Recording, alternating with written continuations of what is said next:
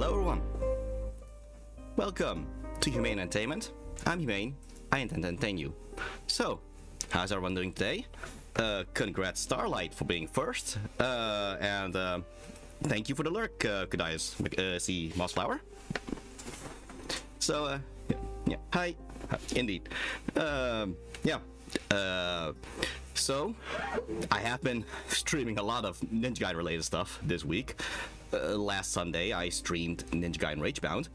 Then Monday, I streamed the first entry in Ninja Gaiden for Beginners, where we went through chapters 1 and 2 of Ninja Gaiden Sigma, with the goal of explaining the basics from start to finish on how you're supposed to play the modern Ninja Gaiden games.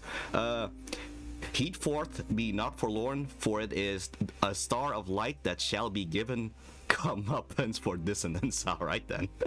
Alright then. Yeah. But yeah, we will get the next entry of Ninja Gaiden for Beginners tomorrow. Again, every Monday, 7 p.m. CET. Anyway, on Tuesday, we streamed Ninja Gaiden 4's main story in preparation for Ninja Gaiden Wednesdays, where I got to play Ninja Gaiden 4's new DLC, The Two Masters, for the first time on its release date.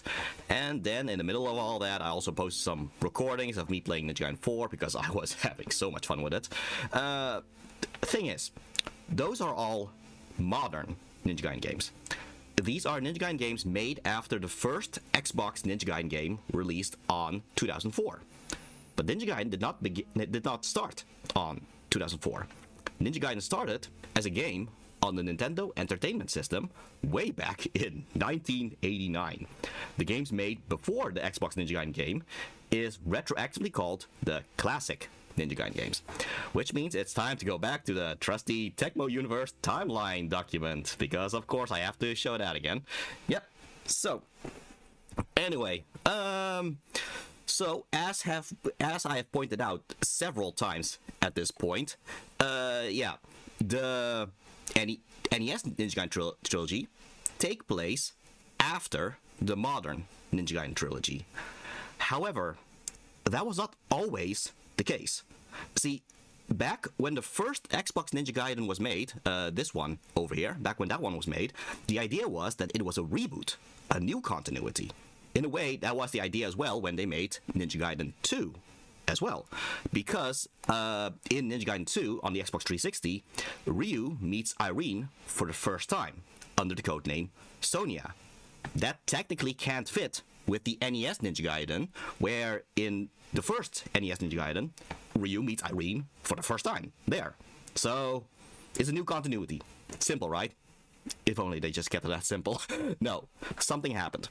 The director of these first two modern Ninja Gaiden games, Tomonobu Itagaki, left the company after Tecmo treated him badly.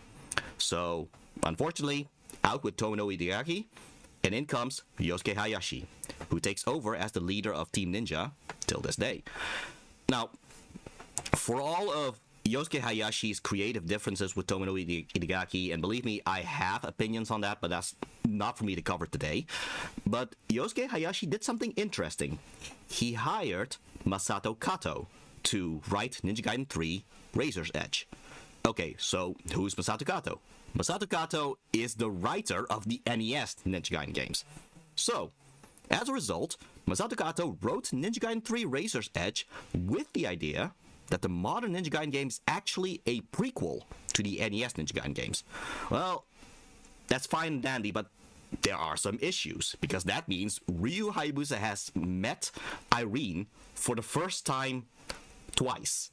There are clearly a lot of continuity errors as a result, because, to be fair, the modern Ninja Gaiden 1 and 2 that were made by Tomonobu Itagaki, they were not meant to be prequels. They were meant to be reboots. But whether there are issues or not, the intention is clear. They want to make the modern Ninja Gaiden trilogy the prequel to the NES Ninja Gaiden trilogy, and we just have to kind of gloss over the continuity errors.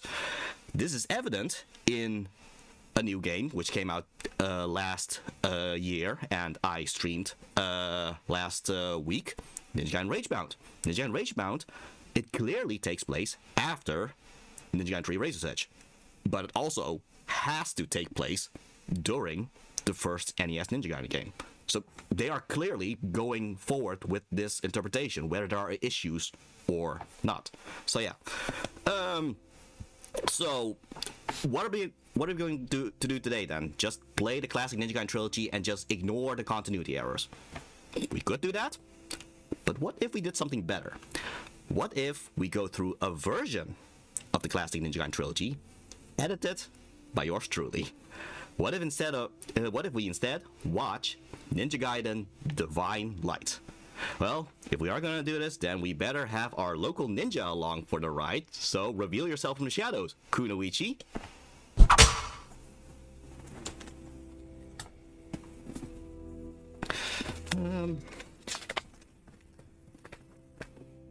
She just said hi. Okay. Yeah. So, yeah. So, with this in mind, yeah. Hi, Kunoichi. Yeah. So, what is Ninja Gaiden Divine Light?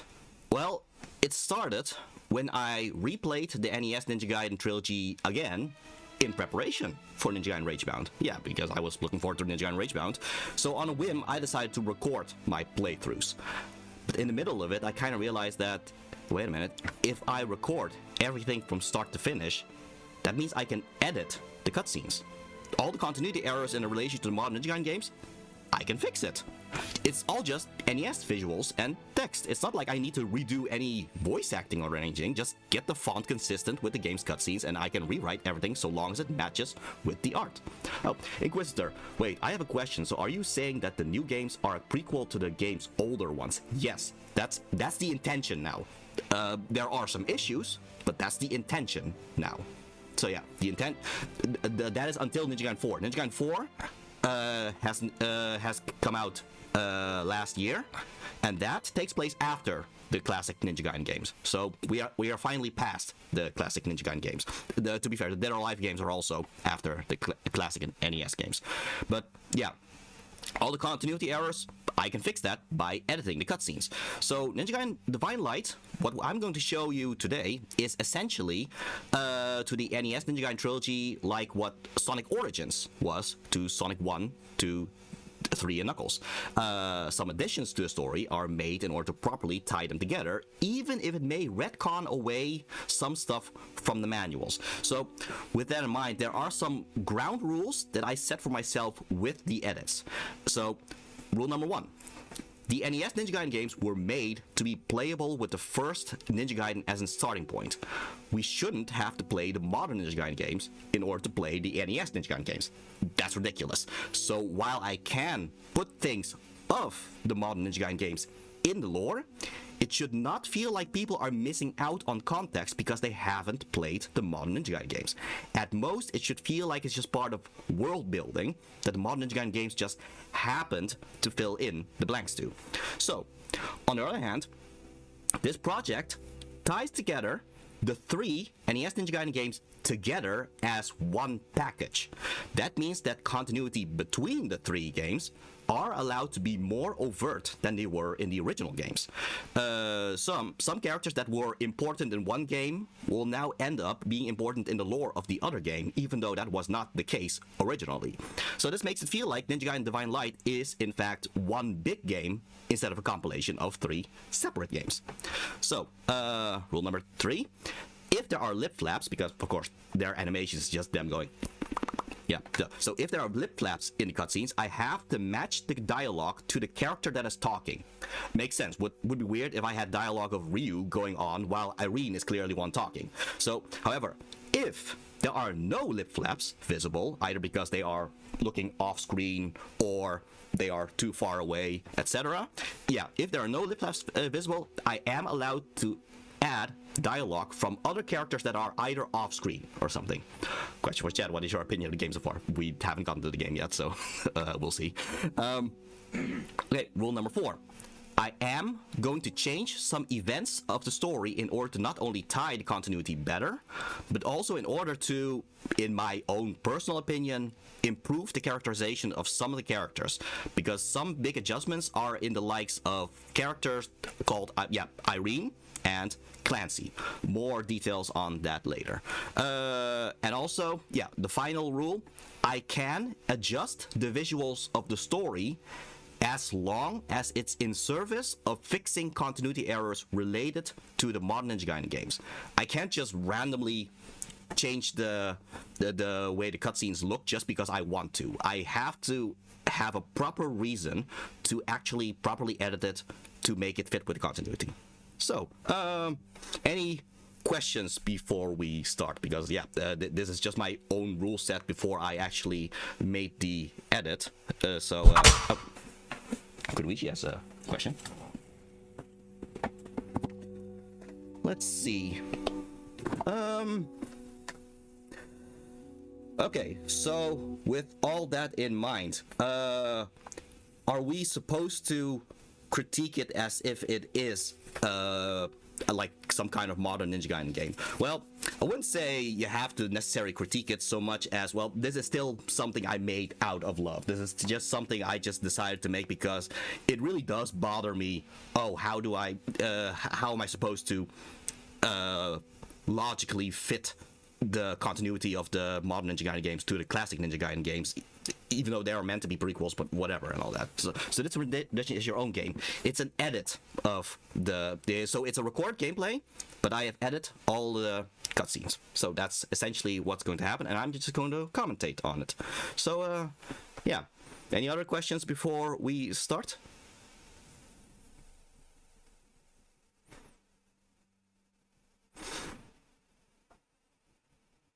Well, okay, I think I'm just going to start the video. I am able to pause the video, in theory, so that should be fine. So yeah, anyway, enjoy Ninja Gaiden Divine Light. Yeah, I even made the NES intro thing look like it was in NES, you know.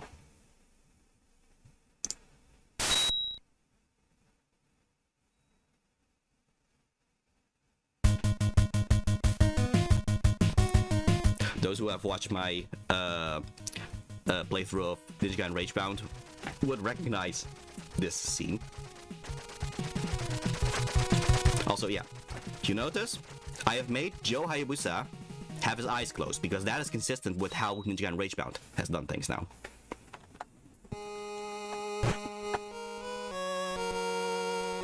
With whom did father have a duel and lose? For what reason did he fight and die? Even I don't know for sure.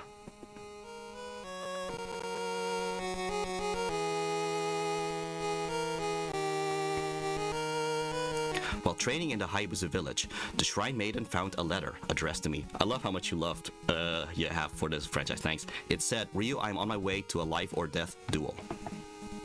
If it is destiny that I not return, you are to take the dragon sword of the Hayabusa family and go to America and see the archaeologist Walter Smith. Ryu, be always brave. I will get my revenge. Yeah, so again, for the sake of consistency, I made it so that Joe Hayabusa's eyes are shut because he's blind because of Modern Ninja Gaiden 2.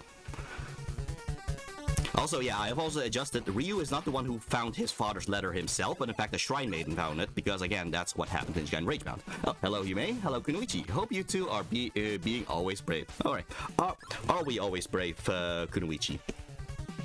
6 skills! Congratulations on the 6 kills. Kunoichi says she is always brave when she needs to be. Because the thing with a ninja is it's all about survival, and that doesn't always mean you have to be brave. You're not a samurai.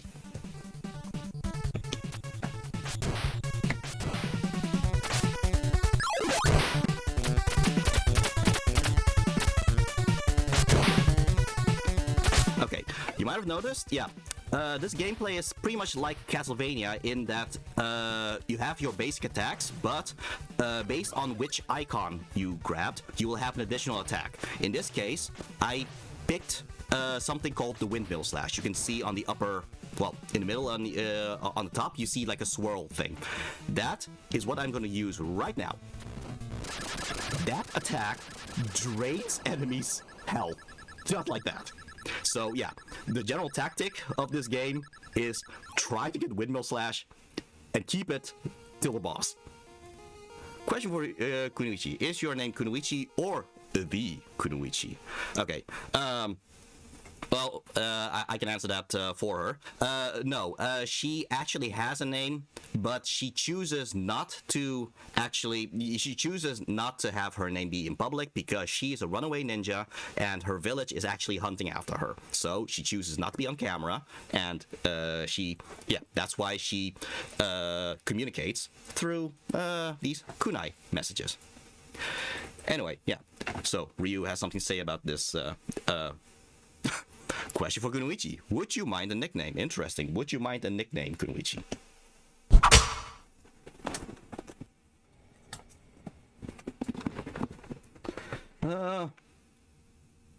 You can name her however you want, as long as it's not embarrassing. Okay.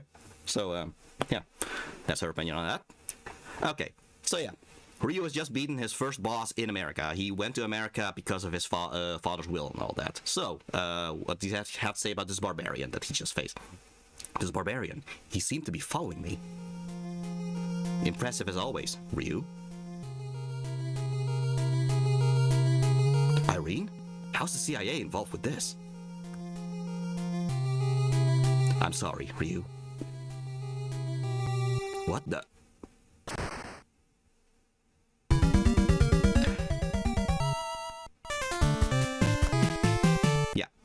So, as you have noticed, the first big change in this edit, Ryu knows Irene. Obviously, because if we go with the idea that Modern Ninja Gaiden 2 is in fact a prequel to the NES Ninja Gaiden games, the first thing you have to fix is just make it so that Ryu has already met Irene. Obviously.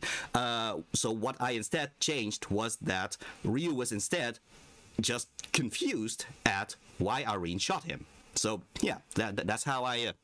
Question for Kuni, alright? I guess we're gonna go with Kuni. Have you ever worked for a CIA? Interesting. Have you ever worked for a CIA?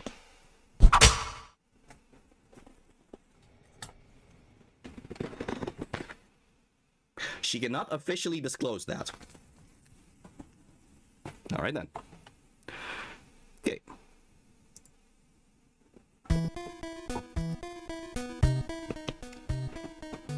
Ow.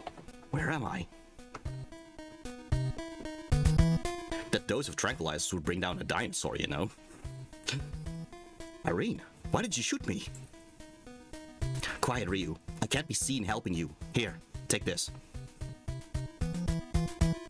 Your father told me to bring this to you. My father?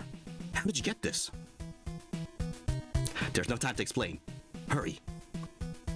Hey, wait. You spoke to my father before he died? This demon statue is supposed to be hidden in the Hayabusa village. Someone's coming. Be careful. Okay, so I definitely made it more of a, more of an intrigue thing of, oh, what's actually going on? Why is Irene doing this? Who is she working for that she doesn't want to have them see her actually work with Ryu and all that? And also, yeah, in the original game, this would be the first time Ryu sees the demon statue. That makes no sense, because in Ninja Gaiden, because in the Modern Ninja Gaiden 2, his mission was literally to get the demon statue, so that can't work. So yeah, that's why I fixed that. Question for Kuni. Hypothetically, would you ever work for the CIA? Would you ever work for the CIA?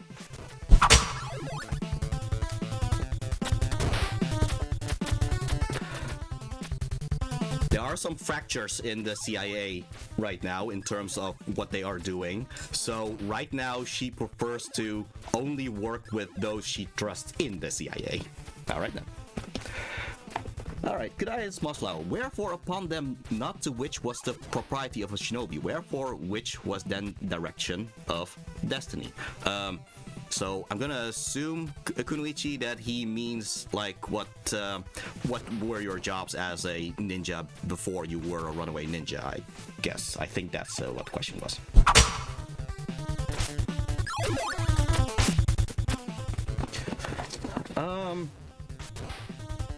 Okay, well, she was usually the intel person. She just did the stealth missions to get information and then, then get out of there before any one would spot her. So she was essentially the stealth person.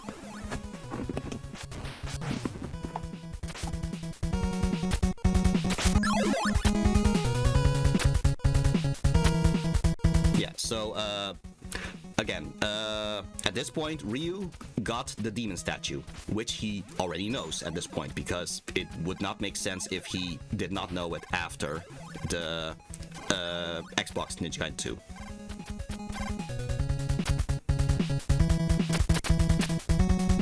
You also noticed, what I just used there, that was the art of the fire wheels. Those who have watched my Ninja Gaiden for Beginners knows that's actually the first ninpo Ryu actually gets in the Xbox Ninja Gaiden. So yeah, it is nice to see the art of fire wheels also be in the modern Ninja Gaiden games. Anyway, yeah, I just grabbed the windmill slash. So yeah, I'm gonna have to try to keep that till I reach the boss so I can use it. Anytime that I jump and slash, yeah, that would do the windmill slash, but that takes ki. That's what the icon, the kanji, is for. So yeah, I lost like 3-4 ki per slash. But yeah, you have to make that count so that you actually kill the bosses in a single hit. Well, a single hit. It's more so the fact that the slashes did multiple hits. Protecting the demon statue was father's responsibility. If he gave that to the CIA, things must be serious. It was stolen from the Hayabusa village once, but I got it back in my father's absence, which would be my vague reference to Ninja Gaiden Sigma, Ninja Gaiden 1. However, I still don't know much about the statue. Time to see Walter Smith. Yeah. So I simply changed it so that he knows about the demon statue. Yeah. Who is it? It must be Walter Smith. Name's Ryu. Ryu Hayabusa. That sword. Of course, you must be Joe Hayabusa's son. In the original game, he would have been called Ken Hayabusa, but that's clearly not the case anymore. In his last letter, my father told me I should see you. Last letter. I see. So it has already begun. How do you know my father? Joe and I were on an expedition to some old Amazon ruins. Amongst our finds was a demon statue and the stone tablet of the Archfiend. On the tablet, it said, Archfiend? The statue is supposed to represent the Archfiend? Yes, the true form of the Archfiend, Vigor, also known as Demon, Deity of Destruction. That's a name literally from the modern Ninja Gaiden games. The demon possesses enough power to terrorize the entire planet. It was once on this earth, ruling as the Vigor Emperor with countless empires. But then, your ancestors of the dragon lineage defeated it. Using the dragon sword forged from the fang of one of the 13 divine dragons. I added the 13 divine dragons because, they countered each of the demon spells and thus was able to overcome it.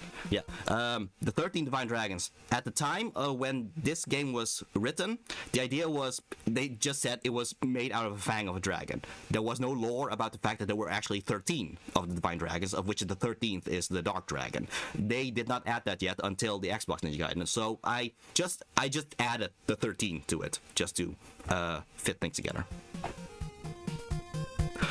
Yet, though it was defeated, the demon could not be killed. Not permanently.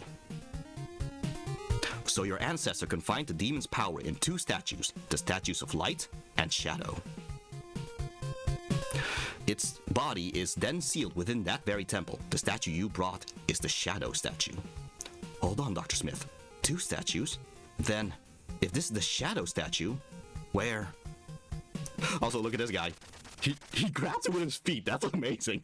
Thanks for the explanation, Doctor. And now it's ours. What the? A member of the Shogun's Malice 4. Don't let him get away. Yeah, okay, so, yeah. The Barbarian, he was one of the Malice 4. You never actually hear the name Malice 4 here, read the name Malice 4 in the original game, because it was something that was only in the manual. which I think is kind of weird. You just actually have them name the Malice 4, just to have it actually be in the game, you know? Question for Kuni. Can you do that? Can you do that? Can you grab something with your feet?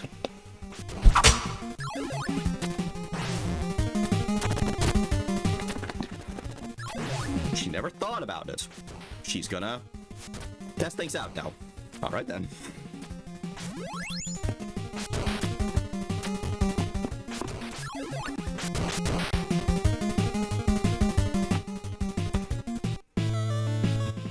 Good luck, indeed. Also, I just like this transition from one place to another. Just apparently, Ryu is chasing after this ninja all the way up to the mountains because that guy got the demon statue from him. That's quite a chase, really.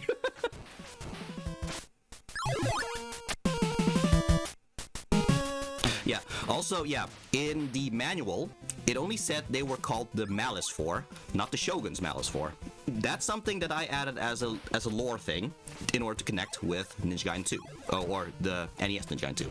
Question for you, Main. Does Kuni retrieve all of the kunai, or do you now have a mountain of kunais? No, actually, I simply put them aside so that eventually, when she wants to, she can just retrieve all of them.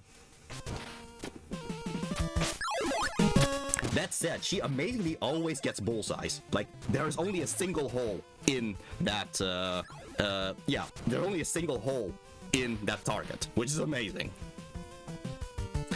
Anyway, this boss is the only boss where you can't get the windmill slash, because the windmill slash is just nowhere in the actual level. So this is the only boss in this game where I am forced to actually properly fight the boss. Fortunately, he also has a very easy pattern, as you can see. Boo.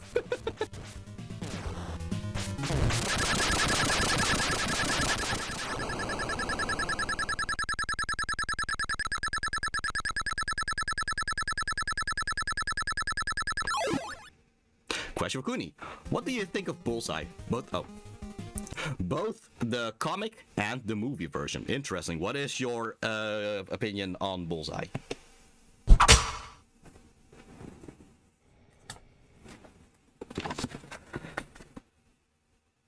She loves Colin Farrell for how wacky his performance was. She likes Bullseye for what he is in the Netflix series. Alright, so, I got the shadow statue back, but why do I have a bad feeling? I ran back to Dr. Smith's house.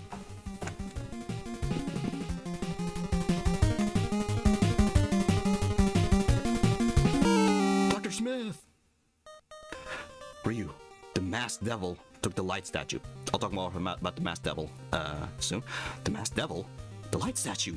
Yes, your father and I, we each kept one of the statues, just in case. I love the music, by the way. It's so that the two statues would never become one. Many have unsuccessfully resurrected the demon, but the combined statue will unleash its true power. Please, Dr. Smith, save your strength. I'll get help as soon as I... Your father was a dear friend, Ryu. I regret not seeing him for so long. Farewell, Dragon Ninja. Dr. Smith! Dr. Smith! Come with us, Hayabusa. You know, just as a little plot thing, come on, Ryu could take those three. Anyway. Welcome, Ryu Hayabusa. Sorry if we startled you. Yeah, this is gonna be a character that has never appeared in the modern Ninja Gaiden games. We are from the CIA Special Auxiliary Unit. My name's Foster. I've heard of you. The Hayabusa village have worked with the CIA before. Yes, that is why we sent in Sea Swallow, which is Irene. Spare me the code names. You sent Irene to get me. Why?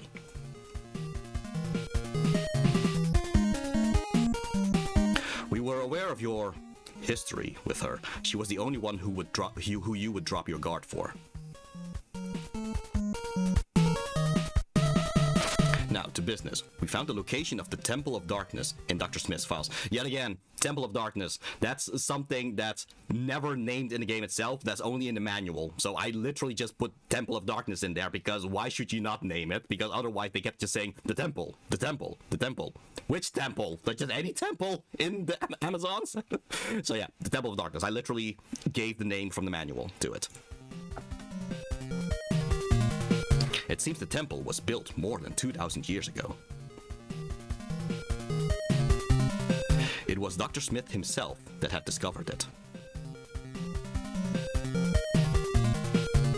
It seems that after he found the statues and the tablet, he sealed off the temple. No one has gotten close to the temple since then, until a man named Kage-Hiruko took over the ruins. Okay, this is not so much me changing the context, so much as fixing up the actual weird translation that was going on. So, yeah, the original line was, but one day he suddenly sealed out the ruins, he being Walter Smith. And ever since then, no one has gone close. Later, however, a man moved in and took over the ruins. His name is Kage-Hiruko. Yeah, so ever since, no one has gone close, implying it has never been found again. And then the next line has him say that someone moved in. So yeah, I know what he's trying to say, that no one has gone close until Kage-Hiruko took it over. But the sentence just didn't flow right to me, so that's why I fixed that.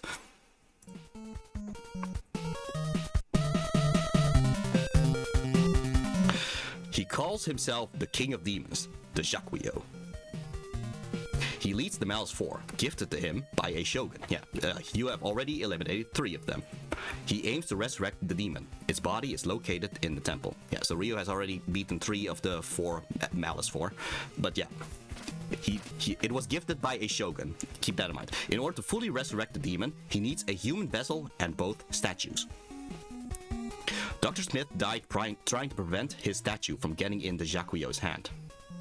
Unfortunately, he didn't stand a chance against the one they called the Masked Devil. Again, I'll talk more about the Masked Devil soon.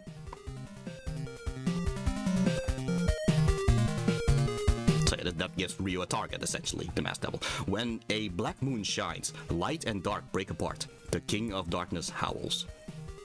These were translated from the stone tablet of the Archfiend. That's also a thing. It was simply just the tablet. I named it the stone tablet of the Archfiend just to link with the Archfiend. If one brings the demon back to life, he will gain the power of a deity. Enough to control the entire world. I wonder, Foster, is that greed I hear in your voice? Of course not, Hayabusa. If I wanted the statue, I would have it right now. Irene failed to get the statue from your father when he was alive, but now you have it. Yeah, I don't know how you got it, but you have what they need. Use it to get into the Temple of Darkness. Defeat the Jakuyo and retrieve the other statue. And if I refuse to hand the statues to you? You've worked with us before. You know the answer to that. No, thank you for the lurk, Vanilla Ninja. Okay, so yeah, that's the thing. Foster says, yeah, if I wanted the demon statue, I would have it right now because Irene would get it for me. Yet Irene gave it to Ryu and did not inform Foster about it. What's going on here?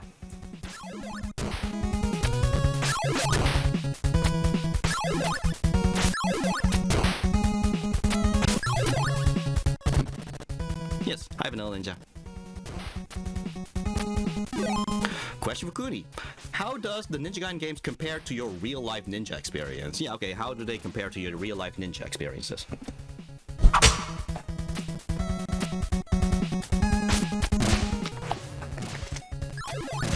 Essentially the same way as how you would compare your own life to Superman. As in, don't take it too seriously. Just enjoy the ride, as their idea of stealth is to just flip out and kill everybody, I guess.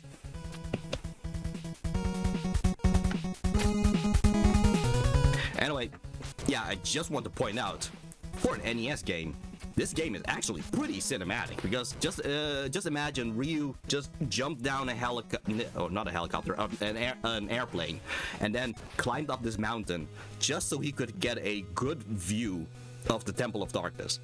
Like, this is cinema for the Nintendo Entertainment System. This was quite something, really.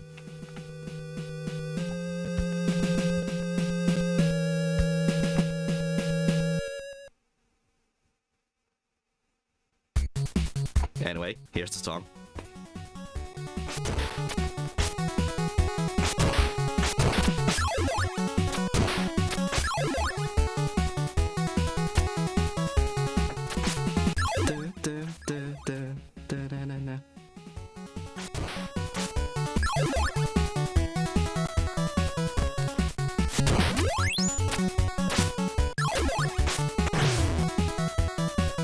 I purposefully played this a lot slower than I normally would, just so I could listen to the song more. Yeah, this song is either called Unbreakable Determination, or it's called The Amazing Ryu, depending on which version of the album you choose. What do you think all the minecarts are for? Interesting. Yeah, because what would they want to send over to the Temple of Darkness? Interesting. Never thought about that. Mining?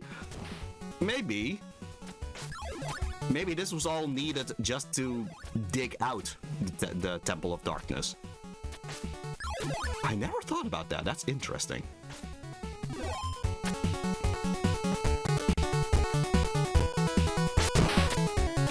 Anyway, unfortunately, this is the end of Stage 4-2, so no longer The Amazing Ryu. Aw. But yeah, depending on which album you were listening to, it was either called The Amazing Ryu or Unbreakable Determination. It seems that nowadays they seem to have gone with the name Unbreakable Determination, because every remix that comes from it, especially Ninja Gaiden Ragebound, for example, they call it Unbreakable Determination. So that seems to be the official name that they are going with now. But yeah, Unbreakable Determination, really one of my favorite songs of this entire franchise, really. Like, my favorite song of Ninja Gaiden 4 is essentially a remix of it. So yeah, obviously I love this theme.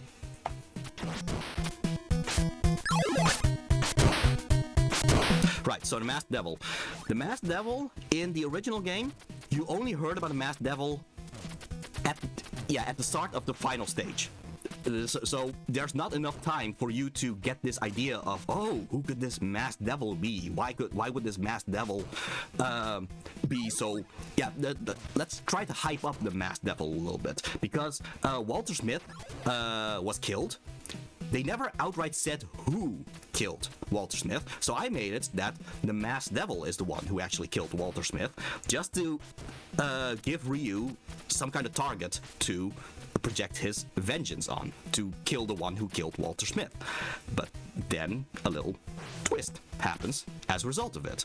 That's why I also added some lines to Walter Smith, which I will point out again when we get to a certain point. Question for Kuni. How was your mentor? Were they very strict or maybe more supporting? Yeah, alright. How was your mentor, Kunoichi?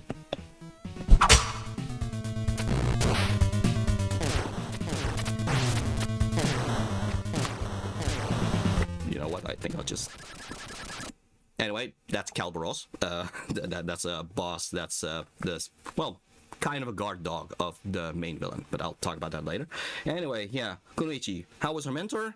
Her mentor was actually pretty strict. It was actually her, well, not just strict, he was kind of abusive, actually, because it's, in fact, her mentor that has decided to have all the ninjas hunt her down now.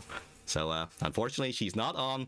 Yes, yikes. So, she's not on good terms with her mentor, unfortunately. So, yeah, let's try not to have too much about the mentor right now. Question for the chat. Were you aware of this game before the stream? Interesting. Were you aware of this game before this stream? Anyway, yeah, so... But yeah, so the whole thing with Masked Devil, I just introduced the idea of the Masked Devil earlier, specifically to hype up the Masked Devil so that it would be more of a more in effect when we actually know who the Masked Devil actually is. Anyway, yes, this is Calvados, who is the guard dog of the Jaquio, the King of Demons. Here's the thing. We are going to meet the Jaquio. I can't help it. For some reason... maybe a bit, yeah. So, yeah. Here's the thing with the Jaquio. For some reason, I just cannot help it. Every time I see the Jaquio talk, I read his voice as Merrick Ishtar's voice from Yu-Gi-Oh! I have no idea why. I just cannot remove the voice of Merrick Ishtar away from the Jaquio. So unfortunately, it depends on how you look at it. Yeah, I cannot voice Jaquio in any other voice than Merrick's voice. So get ready for that.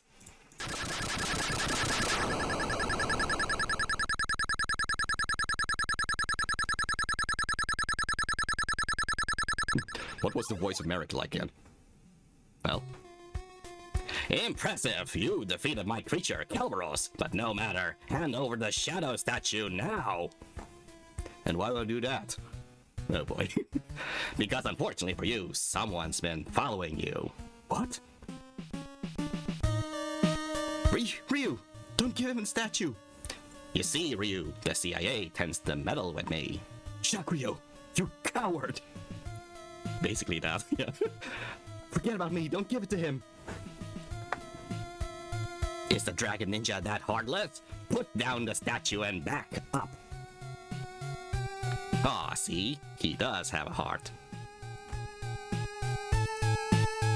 But no sense! Farewell, Ryu Hayabusa! No! We're not done yet, Sea Swallow. The demon needs a human vessel, too. And you're the perfect candidate. Ha ha ha ha ha!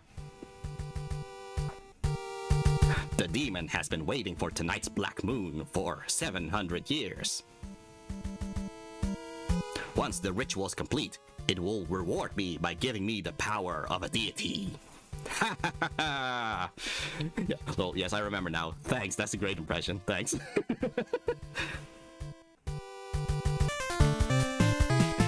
Yeah, so, yeah, I can't help it. That's just gonna be the voice of the Jaquio. I don't know what his official voice is supposed to be. There's never been an actual voice for the Jaquio. Even in Ninja Gaiden OVA, the Jaquio is already dead at that point. So you never actually see or hear the Jaquio. So I don't have any other reference except Merrick Ishtar.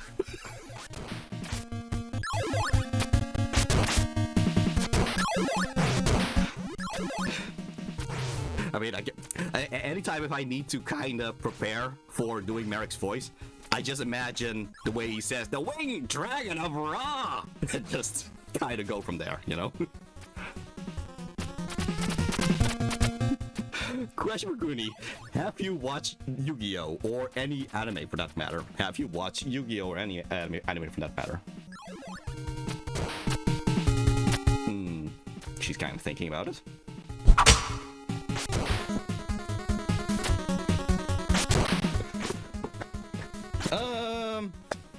Not Yu-Gi-Oh! She has watched Naruto.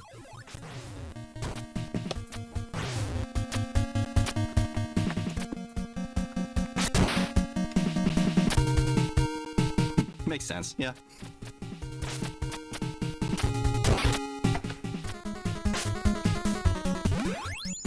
Alright, so, yeah, so, we are going to head to the boss of this stage, who is Bloody Moth. Bloody Moth is, in fact, the ninja that Joe Hayabusa fought at the start of the game. You saw Joe Hayabusa and Bloody Moth. They were the ones who met up with one another and then, fought, with Joe Hayabusa losing. I'll have to admit, I find it a bit of a shame that Bloody Moth as a boss is not a ninja. Like, he does not look like a ninja. It's only through dialogue that you actually know that it is meant to be the ninja that you see at the start of the intro.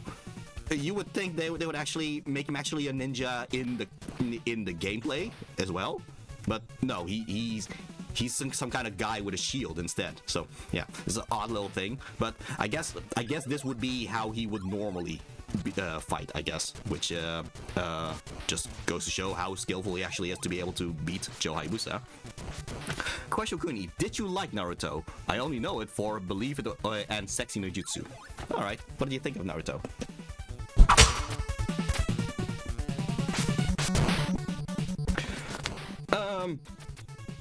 She likes it the same way that she kind of likes these Ninja Gaiden and Dead or Alive stuff. Just enjoying it for what it is.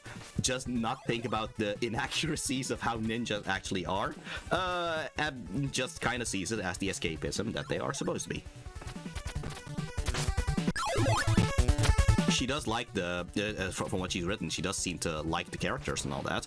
Even if they can get their cliche moments at times. But it is what it is.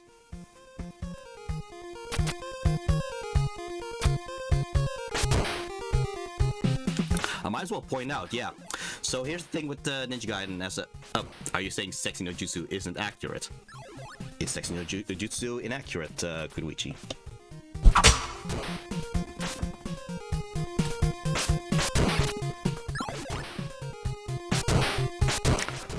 As a magic spell, yes. As a concept, no. There's actually been a lot of ninjas who actually cross-dressed in order to get to places where they normally wouldn't be able to get into. So, yeah, in a way, it kind of is, in some shape or form, some kind of reference to an actual ninja thing that they did.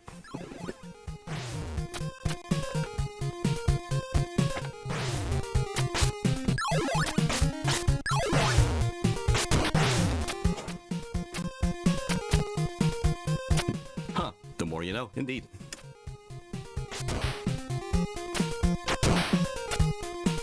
That's quite a layer of people running there. All right. Yeah, okay, yeah. Something to actually consider. Ninja Gaiden, the NES Ninja Gaiden games, for all their faults, they have infinite continues. Like you, if you die, you will never get a proper game over which brings you all the way back to the start of the game. You can always keep continuing, as difficult as it is. Shakuyo's football linebackers, yeah.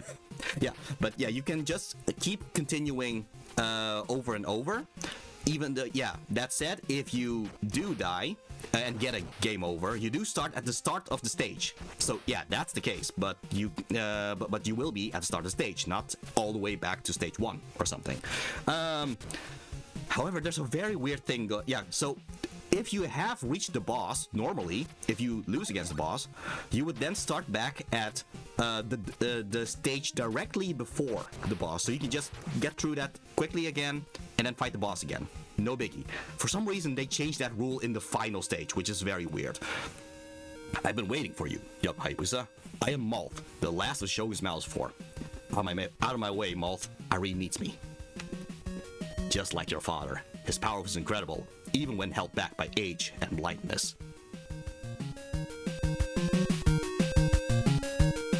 This is the same music, by the way, as the start of the game. What do you know about my father? Fight me and find out, young Hayabusa.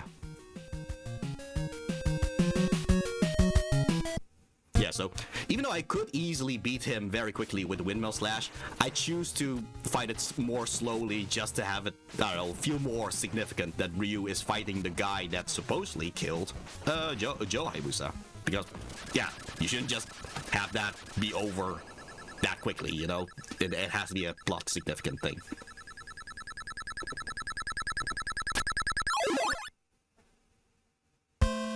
The strength. You killed my father, didn't you? Killed? It is true that we fought, but your father is alive. Liar! Believe what you like. Head further into the Temple of Darkness, and you will see him. Face your destiny, Ryu. The Malice 4 will await you in the underworld. And to be fair, that's actually a thing that they can do in this franchise. They can just wait in the underworld and just meet up with Ryu there. My grand immortal enemy, the one I spent centuries preparing to face, my legacy in open mission, and oh, you killed me already, Tang. yeah, exactly. I just did not want to do that. I could have, but I chose to actually kind of take my time there. Anyway, yeah, this is the final stage of Ninja Gaiden 1. Yeah, so I don't know why they chose to do this. I think it's fake difficulty at this point because it's very cheap. I'm going to be very honest. Yeah, so like I said, in other stages, if you've reached the boss and you die by the boss, well, you just move one stage back, so you can just go through that final piece of the stage again in order to reach the boss and try again. So yeah, that's fine, right? They changed that rule for this final stage just for no reason, really. If you die at either of the 3 final bosses, yes, there are 3 final bosses. If you die at either of the 3 final bosses, you start all the way back to 6-1. Like, all the way back. So, the only way you can actually beat this game is to go through all parts of stage 6 and then beat all 3 bosses. And thank you for the hydrate. It is funny to see their life characters. Yeah, that's right. I'm stretching. Yes, okay. You got a problem with that? I want to be able to fully enjoy taking you apart without some pulled muscle slowing me down. Thank you, Sonic. Yeah.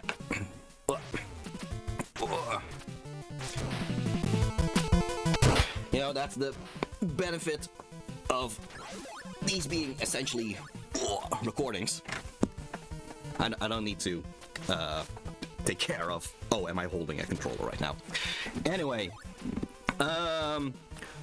was it here? No. Okay. So, I might as well just say, this stage has something that the angry video game nerd said was, question for Kuni. What's your beverage of choice? What's your beverage of choice?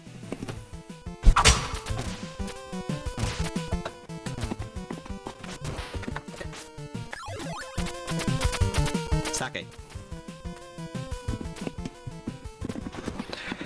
Alright, yeah, so this stage, yeah, we are heading towards it now. We are going to head towards the place where the Angry Game Nerd calls it the most difficult part of this entire game. Let's see how I do it.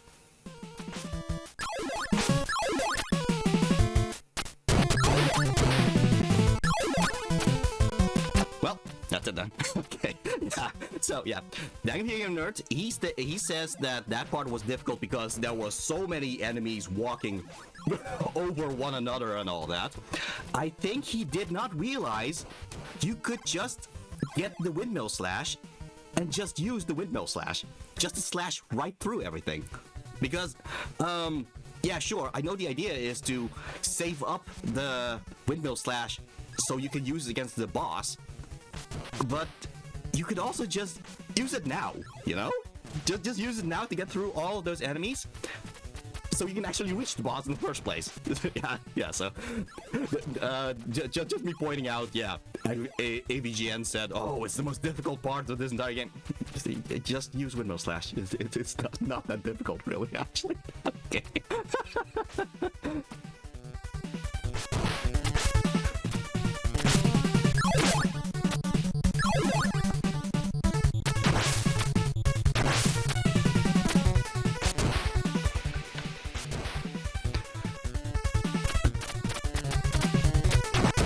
Yeah, but yeah, as I said, if you actually die at any of the bosses at this point, yeah, you're gonna have to do all of this over again. So this is 6-1. We were gonna have to go do 6. This is 6-3 right now.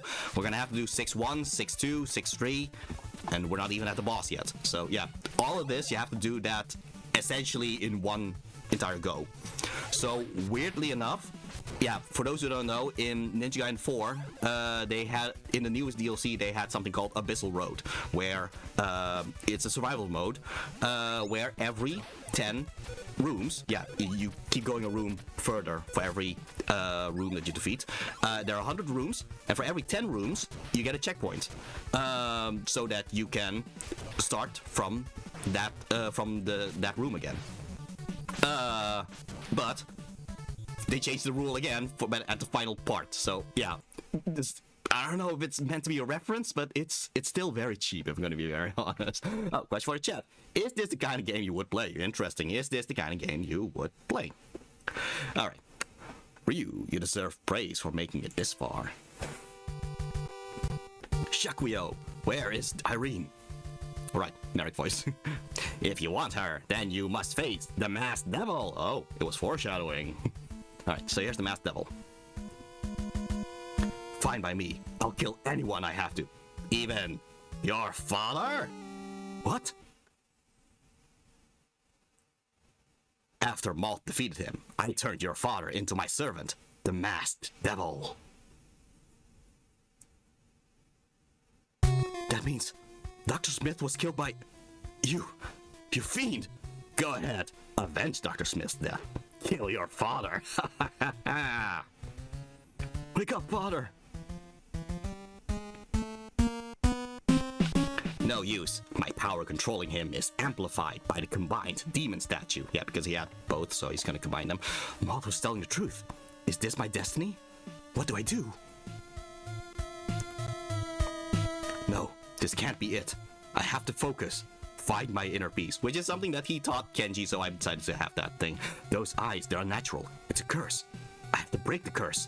Wait, he said his power is amplified by the combined demon statue. That's it. If Ryu kills his own father, then does he have to get revenge on himself? It's almost like this whole revenge thing is kind of a cyclical thing that maybe you should actually get out of or something. Maybe there's a message there. Yeah, so Joe Hayabusa is actually completely invincible. You cannot kill him. The only way you can actually defeat him is actually to destroy the orb there, which kind of goes to show how powerful Joe Hayabusa actually is. It's called seppuku, to be fair. Yeah. So yeah, that's how you defeat Joe Hayabusa, the Masked Devil, by defeating the orb, specifically. Father.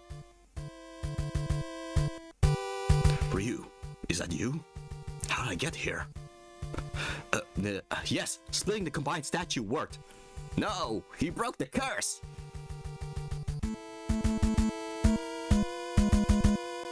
Shakuyo! Die, Ryu! Ryu! Well then. Father! Ryu, overcome the darkness that I could not, my son. Father!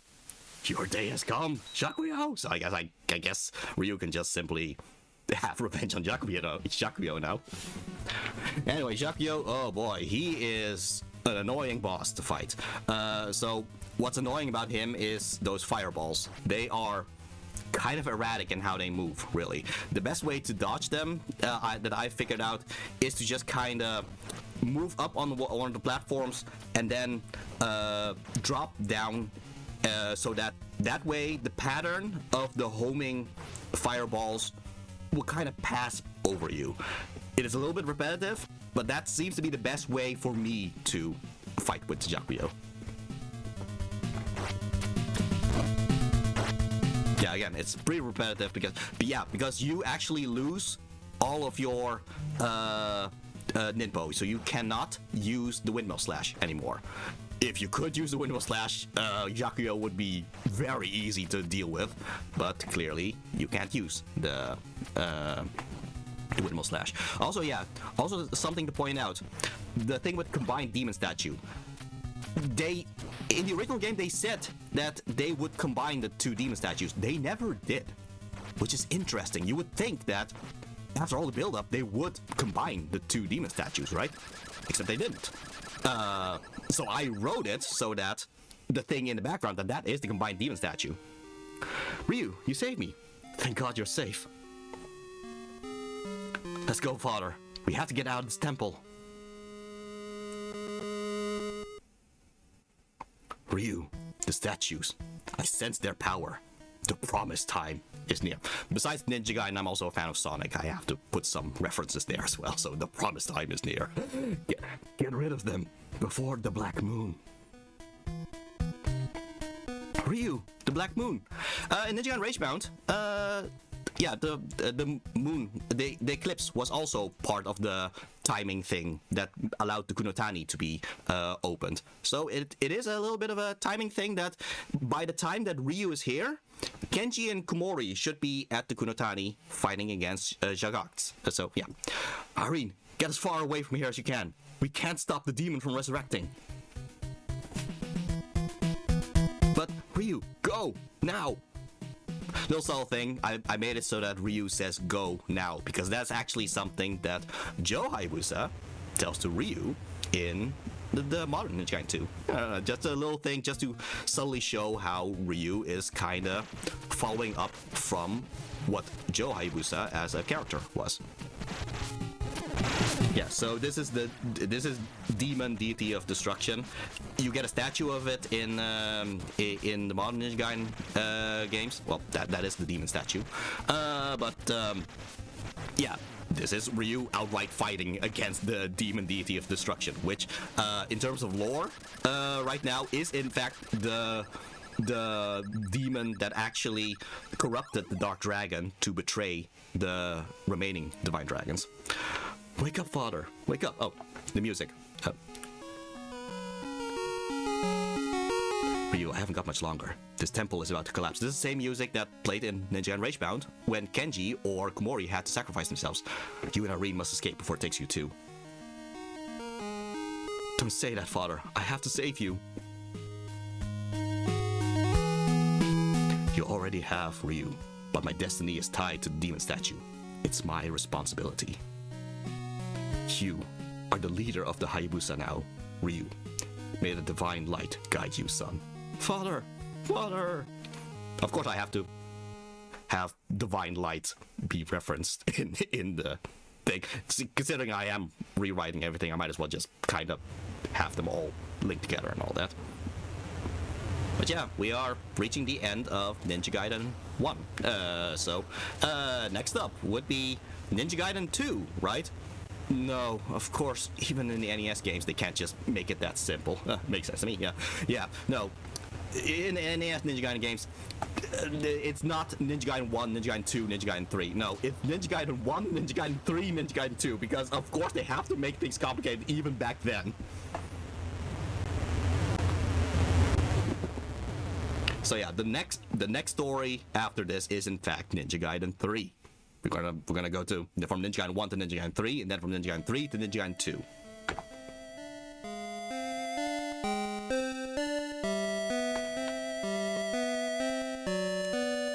Ryu. This is Sea Swallow. This is Foster. We detected the explosion from the satellite. Job well done. You are to kill Ryu Hayabusa.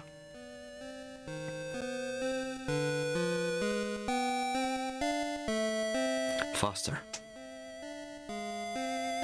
After you've eliminated him, work on retrieving the statues. I knew you weren't to be trusted, Foster, so this is why Irene gave me the shadow statue. Ryu, you... Consider yourself lucky, Foster. I have a new responsibility now. Revenge will have to wait. I make this like a response to the start where, yeah, but if I were you, I'd hide. You do not want to face the leader of the Hayabusa clan. Ryu, wait. Yeah, so I made this essentially like a reversal of the start of the game. The start of the game has Ryu say, I will have my revenge. Just to show that's all that's on Ryu's mind. Revenge. But now, with all this thing with Joe Hayabusa, and now getting this responsibility, and that Joe Hayabusa also had that responsibility with the demon statue, I made it so that Ryu has learned from this point on, vengeance is not everything. He has a responsibility of the Hayabusa village instead of being the actual leader now. Because before this, Joe was the leader and Ryu was just the heir, if anything. So yeah, that's why my little thing to just kind of twist the story on its head with the whole I'll have my revenge thing. Don't worry, Ryu. I will deal with Foster myself. Your responsibility of the Hayabusa is important. That responsibility is important, but there was another responsibility I was thinking about. Yay! Finally, those two are together. In the search for my father's killer, you were the only one who was my ally from the start. I'm glad you finally noticed, Hayabusa. You were the one light within the darkness. Reminds me of something he used to say. Darkness is destined to lift in the end. To quote Silver, that took too long. Yeah. Yeah. Darkness is destined to lift in the end. That's a line that Ryu says in the Modern Ninja Gaiden 2. The thing is, it was just a line that Ryu says. I have recontextualized it that it is in fact Joe Hayabusa that kept saying that, and now Ryu, in honor of Joe Hayabusa, is saying that now. So yeah, that's just a little context that I'm adding. Anyway, this cutscene is completely new. Yeah, I used the graphics of one of the cutscenes of Ninja Gaiden 3 in order to add new dialogue to tie Ninja Gaiden 1 to Ninja Gaiden 3 a bit more directly. So yeah, this is essentially a completely new cutscene, all on its own, just to link the things together. So you have chosen betrayal, Irene. No matter, I don't need the statues. The demon's defeat is enough for my plan. Ha ha ha ha.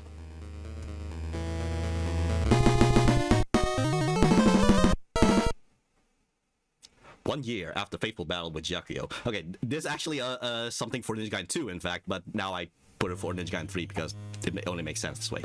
Here's the first cutscene in Ninja Gaiden 3. Robert reporting in. I'm in position. You sure about this, Irene?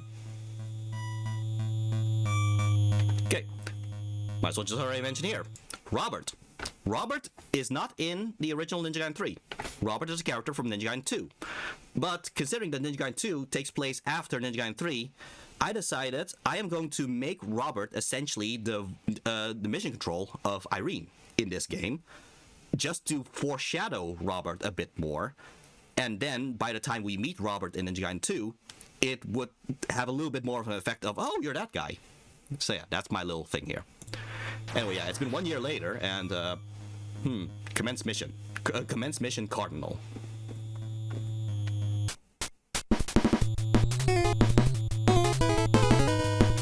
Alright, so Ryu is chasing after Irene right now. What is going on? Nowhere left to run, traitor.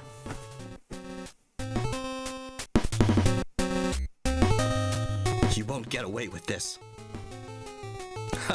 Your death will fully awaken the power I seek. I'm sure of it.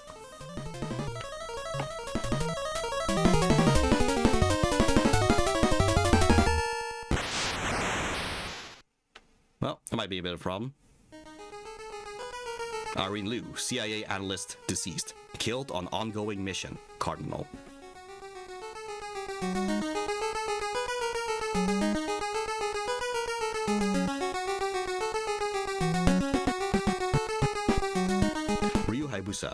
Hayabusa clan's leader eliminated Irene Liu at N3SH. I think the reference to N3 would be Ninja Gaiden 3, and SH would be for ship, I guess, because the literal title is Ninja Gaiden 3 Agent Ship of Doom. Irene got killed? No. Someone is framing me.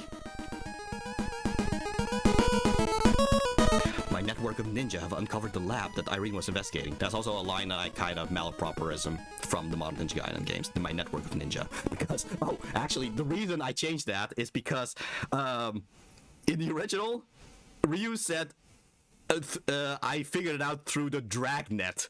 Because, yeah, that aged well within this time period and all that he would use the dragnet rather than the internet or something. So yeah, I simply made it my network of ninja because by then you can kind of headcanon, oh, maybe he asked around with Ayane or Hayate or even maybe Kasumi, or I don't know, maybe you can even you can just headcanon that it was any of the ninjas that are in the Modern Ninja Gaiden games now. It feels better than just to have him say that he used the dragnet, you know? Because, like, really? Ryu, the dragnet? In this day and age?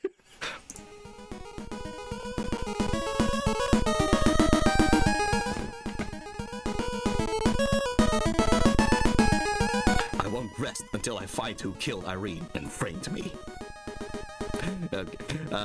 I know I wrote that essentially, but every time I see the I won't rest until I always think of Naked Gun 1, where they said something like we won't rest until we find the one who who attacked Norbert. Now let's go grab a bite to eat.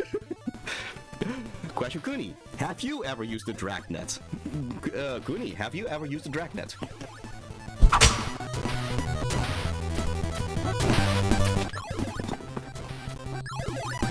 What is a Dragnet?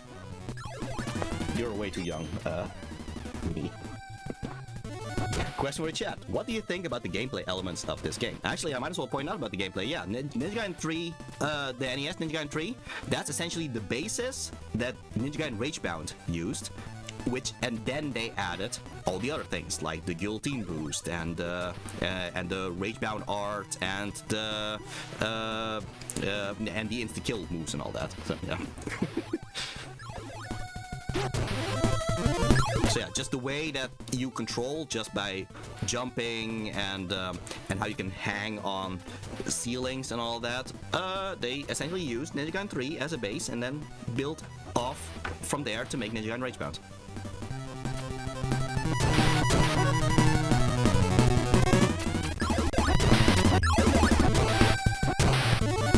Alright, so here's the first boss, the Mantis Warrior.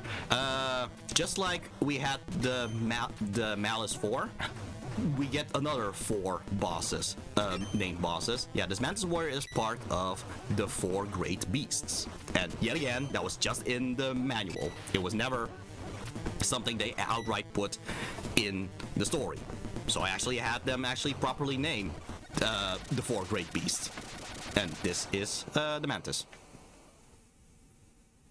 The Mantis Warrior, specifically. That's the name. Alright. Okay. Now we're gonna meet a new character. What was that? I see you killed one of the Great Beast. And you are? Let's say that we have a mutual friend. I need your help finding Irene's killer. Alright. You must go to the Castle Rock Fortress.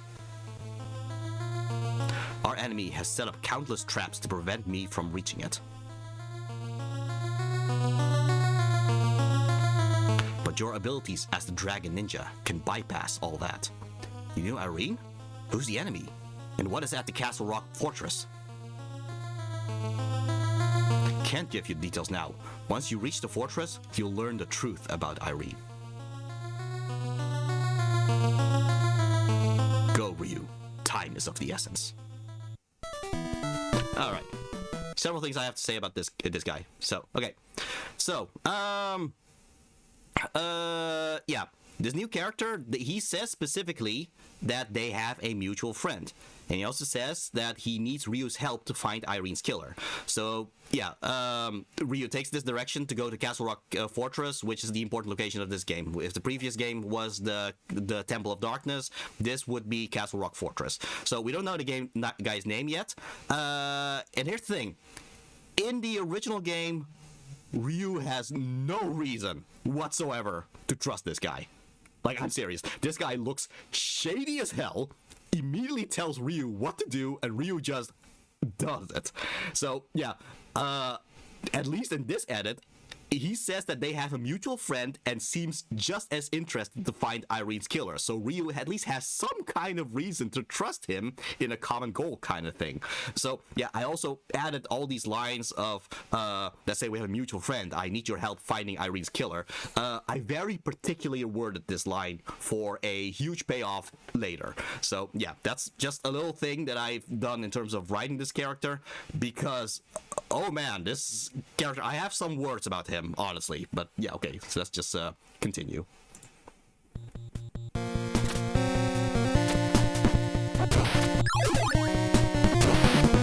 Yeah, so this stage is all about Ryu being on his way to reach the Castle Rock Fortress. Yeah, we will get a section where Ryu has to outclimb some rising lava, which is where you get to find your first scroll. I will point it out when it appears. It is very easy to spot because that's in your way. But yeah, the thing with those scrolls is that they allow you to have more ki to use. If you look at the well, upper left, kinda. You see the kanji, and then 010 and 040. Right now we have a maximum of 40 key to use. For every scroll that you find, you get more maximum key to use. So yeah, in this game, it's actually very useful to try to get all the scrolls as you can in order to just have more key to use.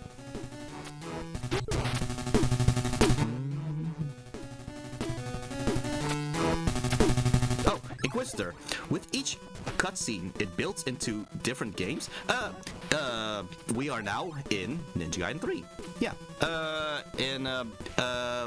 We have passed through Ninja Gaiden 1, and now we're in Ninja Gaiden 3, because Ninja Gaiden 3 takes place after Ninja Gaiden 1, but before Ninja Gaiden 2. So yeah, after Ninja Gaiden, after this part of Ninja Gaiden 3, we're gonna end with Ninja Gaiden 2.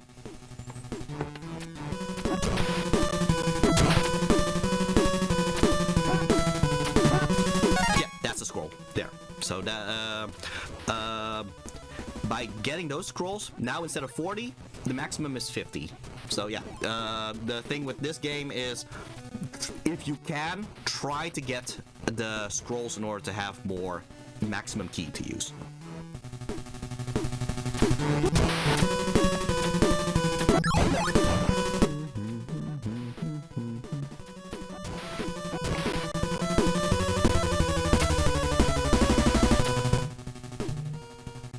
Yeah, and yeah, the lava, that's instant kill. So don't try to fall into the lava. Yeah. So here's our next boss. So yeah, Ryu has now fought 2 of the 4 great beasts.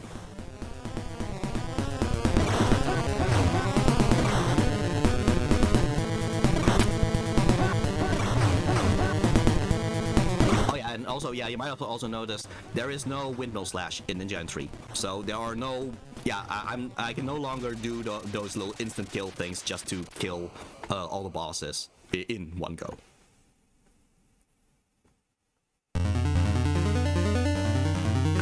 They really don't want me to reach this fortress. Yeah, we're not at the fortress, it's just the way to the fortress.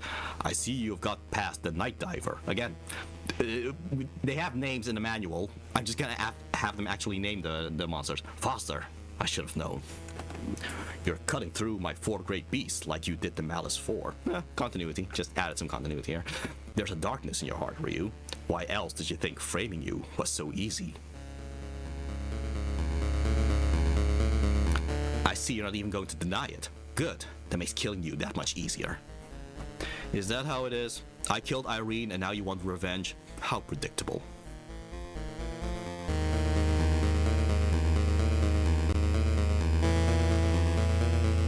Irene was a thorn on my side ever since she betrayed me.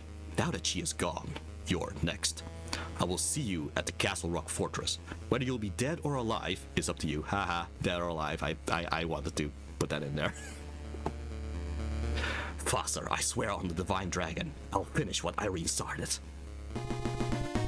So yeah, I'm kind of reframing things here. Ryu is not necessarily here for revenge, so much as just here to finish what he thinks Irene started, which is to try to solve all this right now. So yeah, just a reframing of how he looks at things, you know? Irene betrayed him, now he's fed up with his now he's fed up with his world.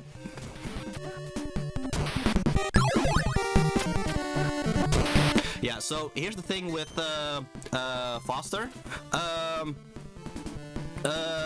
In the original game, Foster has mostly devolved into more of a mad scientist than that he is a former high member of the CIA. So I thought that was a bit weird, seeing how at that point you could almost just have a completely new character instead of Foster, you know? Like it's nice to have some closure on Foster, but still, you might as well just make him a new character at that point. But the thing is, I'm not going to remove the fact that he became a mad scientist thing now, but I did write Foster to be more manipulative. So instead of simply bragging about how powerful all his traps are and all that, which was in the original game, I had him fight Ryu psychologically by taunting him about how Ryu is not as responsible as he thinks he is. So he can devolve into become a mad scientist, sure, but I want to at least have the tactical mind of a former CIA agent be represented. Chronologically speaking, this would be a little bit of a repeat of the region of the mask in Ninja Gaiden 3 Razor's Edge. You know, talking about how Ryu has a darkness in his heart and all that. Yeah, so, yeah, is it a little bit of a repeat? A bit, but the circumstances are a bit different. The Regent of the Mask taunts Ryu because he wants to manipulate Ryu into forming a bond with Kana and then rip that apart so that Kana would awaken as the goddess. Think, in Sonic the Hedgehog terms, think Mephiles wanting Elise to bond with Sonic in order to make Elise cry when Sonic dies. What Foster is doing in this edit is with the goal of actually weakening Ryu, distracting him. After all, Joe's death is still fresh in Ryu's mind even after the 1-year time skip, along with Irene's supposed death now. So what better way for Foster to mentally mess with Ryu than to torment him with the possibility of failure in holding up the example of his father, as well as failing to avenge Irene. So he even mocks Ryu for being predictable with wanting revenge for Irene's death. So it's less manipulating Ryu for some big plan and more so create confusion in Ryu's head so that Foster can just kill Ryu himself. So more so tactical warfare rather than part of a big conspiracy. And even with the absence of Irene in the story at this point, I make it a point to add to Irene's character by how Ryu talks about getting Foster. So that being that in the original game, it's a simple case of Ryu proclaiming that he'll figure out the truth. Here in this edit, it's to finish what Irene started.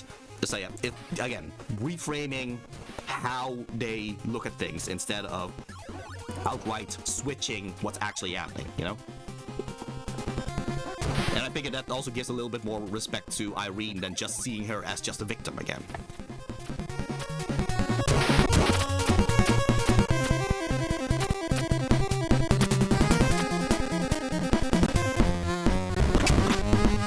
So here's our next, the third of the 4 great beasts. Yeah, one is a decoy, and only one of them actually has a proper health bar that goes down. So that one. The other one is just a decoy, which just eats up damage, and yeah, there's no use actually hitting it. The 4 great beasts don't stand a chance, but I expect nothing less from my original. Face me, Ryu. So that's how Foster framed me, a doppelganger. You killed Irene. Such hatred, Ryu. What would our father say? What happened to that inner peace of yours? Damn you.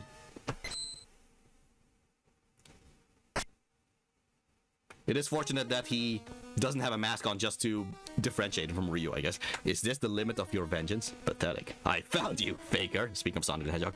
You. Not only have I acquired all your strength, I've also been enhanced beyond them.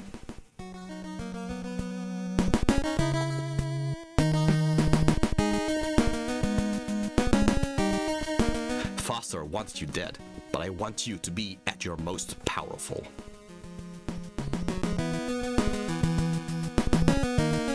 Killing Irene exposed the darkness in your heart, but you've only just begun to tap into them.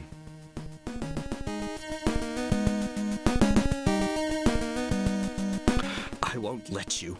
Yes, use that anger. Look how powerful I am because of it. Abandon our father's teachings.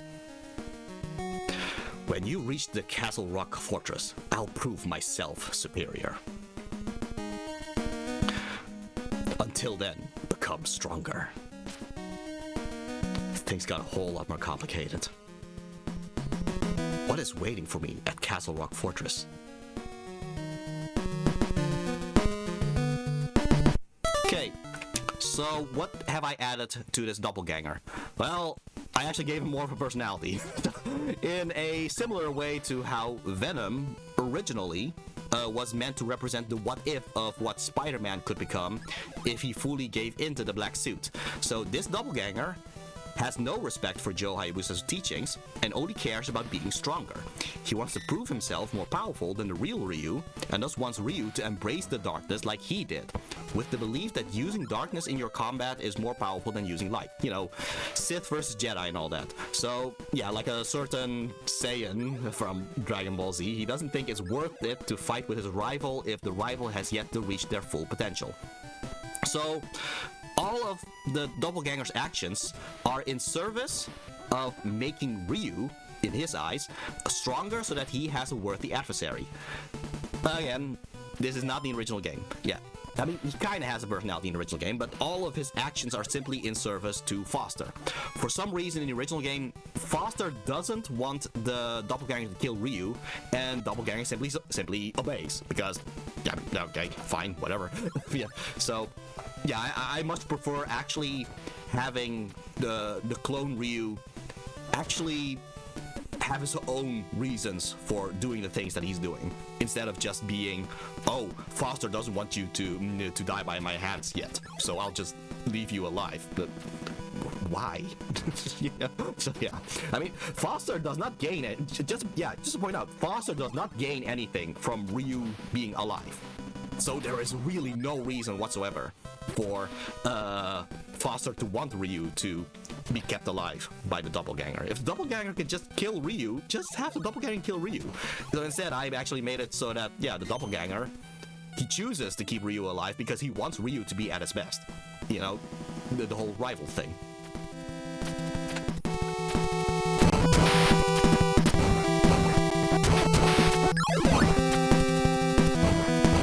That said, yeah, I wish I was able to make the doppelganger even more interesting to the point of reaching, well, I don't know, Virgil levels of Devil May Cry 3 or something. But unfortunately, the visuals of cutscenes don't allow that, so I'm just happy with how much I was able to do just by editing the text, you know? Anyway, we are still heading towards Castle Rock Fortress. Yeah, I mean, in Ninja Gaiden 1, you had the presentation of, okay, so this is the Temple of Darkness. Okay, let's go to the Temple of Darkness. Here's one stage to get to the Temple of Darkness. There we go. We are at the Temple of Darkness. In this game, all right, head to Castle Rock Fortress. All right, here's the stage to get to Castle Rock Fortress. Here's another stage to get to Castle Rock Fortress. Here's another stage to get. It's. The story, unfortunately, does kind of stagnate a little bit in this one until we actually reach Castle Rock Fortress. Do you think all three of these games should have remakes? I definitely should. Yeah, I think they should. Especially from the creators of Ninja Gaiden Ragebound. I am very much satisfied with Ninja Gaiden Ragebound. If those people would make remakes of the NES Ninja Gaiden games, I would be so happy.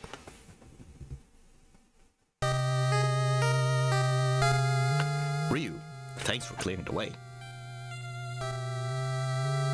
You can thank me by telling me your name. Of course, my name is H.P. Clancy. I worked with Foster on the Biohazard plan. So yeah, way before Resident Evil, you know? That is, until he had gone mad. I couldn't let him get away with it. He used my research to create what's called a Bionoid.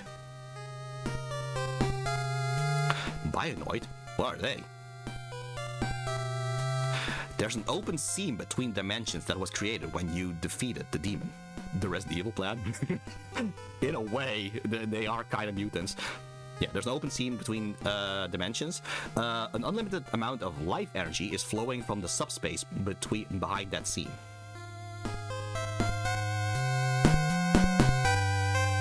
The seam is located within these ruins, as in towards Castle Rock Fortress. Foster took it over and experimented with the life energy. The Bionoids are humans mutated by life energy. The four great beasts were Foster's masterpieces. Well, Clancy, I've gotten rid of all four now. They don't compare to the one who killed Irene. Yeah, the doppelganger. You're right, your doppelganger seems to have been created after I quit. He's even more powerful. Yeah, so the doppelganger is a Bionoid, just like the four great beasts. I guess the fifth Bionoid then. Be careful, Ryu. Foster is in control of all the Bionoids. Only you can beat them.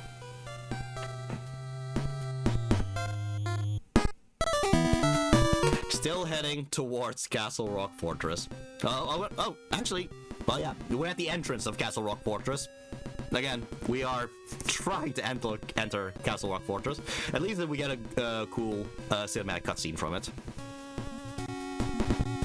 I just love the whole perspective thing that they are doing, just to make it look as grand as it is, you know? So this is Foster's Castle Rock Fortress.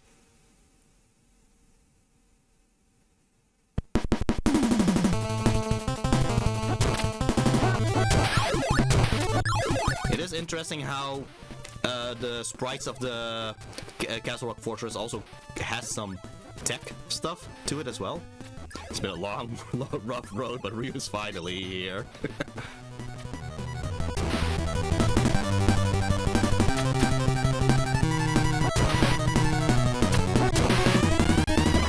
It is funny how this stage also has the whole rain thing. Not to say that rain is something very original or anything, but in Ninja Gaiden 4, the rain is a very specific motif that they are using and all that. And here, just look at how pronounced they are making the rain, as if they are saying, "Look at this rain." Ooh, and I don't know. It's not meant to be a connection or anything. It's just something that I kind of noticed from one to the other. A lot of the enemies are tech-based too, even those platforms. Yeah, indeed. Now I'm not sure if this is something they planned though, because you had the team that made the story and you had the team that made the actually, come to think of it. Actually, no, it kind of makes sense, actually. Okay. Actually, yeah, I'll point out how it actually kind of makes sense. Really. Interesting. I did not think about that until right now. Yeah, there is some sense to it, actually, that it kind of has some tech thing to it.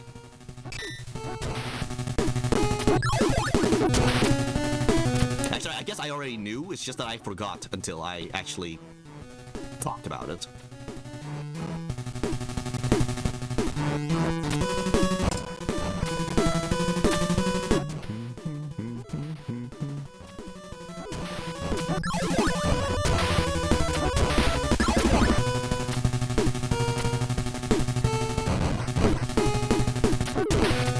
Yeah, so something I do want to point out, on the upper left, besides the, above the Kaji thing, the key, you also notice there's a timer. Yeah, 140, 139, 138.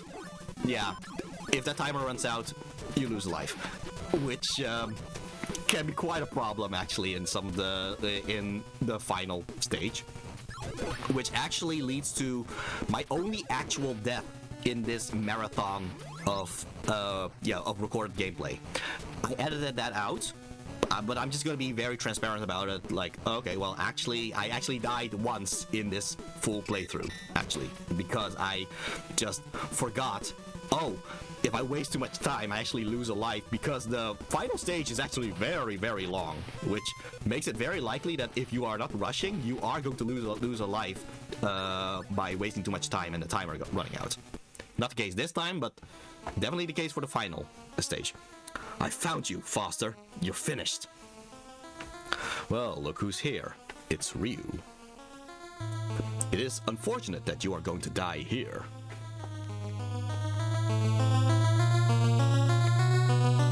Just imagine a Bionoid created with your body of the dragon lineage. Yeah, might as well point out, yeah. As I said in the original game, Foster was more like a crazy scientist than a former CIA agent. So that's what I kind of reword the dialogue a bit. This is essentially not. It is essentially not that different from the original game's lines, but Foster wants Ryu dead now, which in the original would be a switch up, because in the original, the clone says, the doppelganger says, Foster wants you alive, and then suddenly Foster now wants him dead. What changed? Well, whatever. Yeah. So here, I did not have Foster switch up. Instead, Foster always wanted Ryu dead. It's just that the doppelganger specifically wanted Ryu to be stronger. So that's how I kind of fixed that up, so that it's not a random switch up. But yeah, in the original game, Foster, his life's goal now is to create powerful Bionoids. So I just made it so that he regrets that Ryu would have to die, since Ryu's body would make for a good Bionoid. So that's kind of how I kind of rewrote that, just to have it make a bit more sense with how Foster is as a character.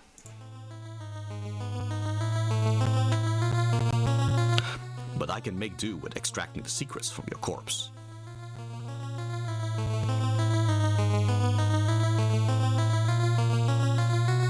My Bionoid will become even stronger. That's far enough, Foster. Oh, who's this? Wait a minute. Irene? You're alive? Impossible. Did you think that I would die that easily? I have a friend in the army who helped me fake my death. Yeah, that's another little reference to Robert. Robert is from the army and all that. In the original game, Irene simply says she figured out Foster's plan and thus faked her death. Here I made it that Robert actually helped her fake her death, so that Robert actually has a little bit more of a presence when we actually see him in Ninja Gaiden 2. We have completely surrounded your fortress. Shame. Ryu will never reach his true potential with you alive.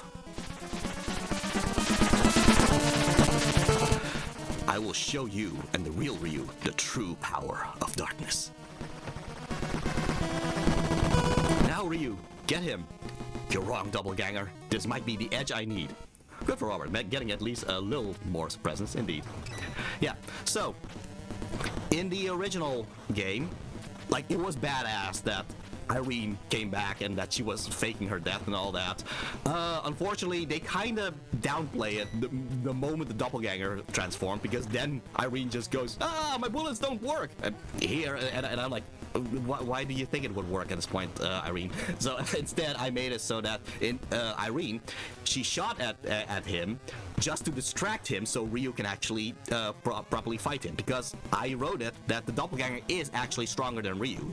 The doppelganger essentially has all of Ryu's strengths and then amplified above it, so it only makes sense that he would actually be stronger, so Ryu needs Irene's help in order to beat the doppelganger. It just makes more sense that way, you know? Otherwise, you kind of downplay the fact that Irene just came back to, faked her death and all that. And that's all your precious Bionoids, Foster. Damn you, Ryu. I will return and... What are these tremors? Thank you for your help, Ryu. Clancy? And you too, Miss Liu. You and your army friends were perfect for distracting Foster. What? Clancy, what are you doing? Isn't it obvious, Foster? I'm getting my ruins back. Your Bionoids were a waste of my research. Ryu, who is this? He used me to regain control of the fortress. I told you you'd find the truth about Irene here, and this is how I'll thank you for your help. You feel that? The seam is opening up to the subspace. Follow me, Ryu. Do you see the light, Ryu? The life energy. This is true power. I hope you can handle it. No, Clancy, you're too close. Yeah, so the end of Foster? Question mark. Also, yeah, I'm sorry for the flashing lights. That's just part of the cutscene. Okay, so I want to talk a little bit about Clancy here, because give credit to the original game. This is the one big thing that Clancy has going for him as a character, which is the twist. Unfortunately, it's kind of downhill from here, since the twist is the most interesting thing about him. So, the moment that that the twist has happened, he just becomes like this standard guy of, oh, I was actually evil all along, and I wanted more, you know? So, my intention is to make him a better character after the twist, and as I said before, I ended up creating an all-encompassing theme of the Divine Light edit, so everything I was able to connect and all that. So, okay, first let's focus on the actual twist itself.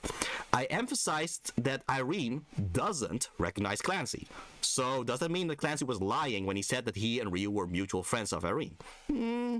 Not really. That's something that actually I added to it. So yeah, he did not lie that Ryu and Clancy actually have a mutual friend. The mutual friend just wasn't Irene.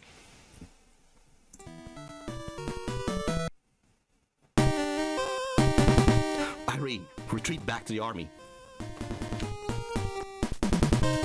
Again, I'm sorry for the flashing lights. I'll chase after Clancy in subspace. We can't let him get control of all that life energy. No, Ryu, you've seen what subspace did to Foster. He was torn to pieces. I am the only one here with even the slightest chance of surviving the nature of subspace. I must trust in the power of the dragon lineage. If I don't survive, you will have to be ready to stop Clancy in my stead. Ryu, I don't want to lose you. I lost you once, Irene. I won't lose you again. I'll come back alive. I promise. I specifically haven't had him say I promise because promise really is a big thing with Ryu's character, and I figured I should actually represent that he made a promise to Irene that way. Yeah, so as epic as the cutscene is, man, again, seizure warning. Like, could they have represented it in any other way than constant flashing lights? I know they want to show the scene created by the demon's defeat, that it shows the intense nature of the subspace and all that. I understand. It's just, could they have not done that with the flashing lights, you know? Oh well, it is what it is. Question for the chat: how are you with spoilers?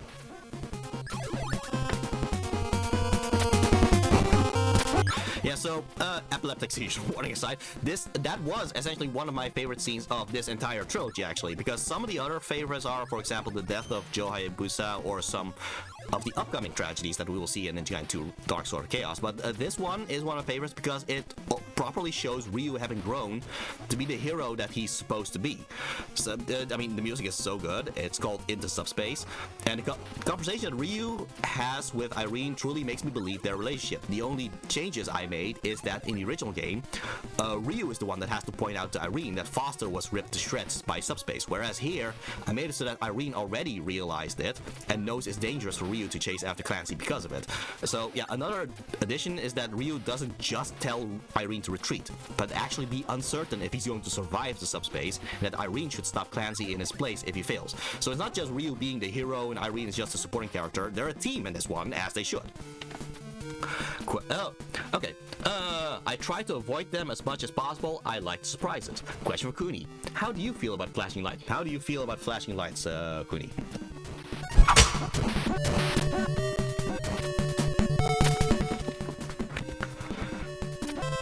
She says sometimes it's actually very useful to blind people with it so that she can get past things. So, okay, that's a blessing in disguise, I guess.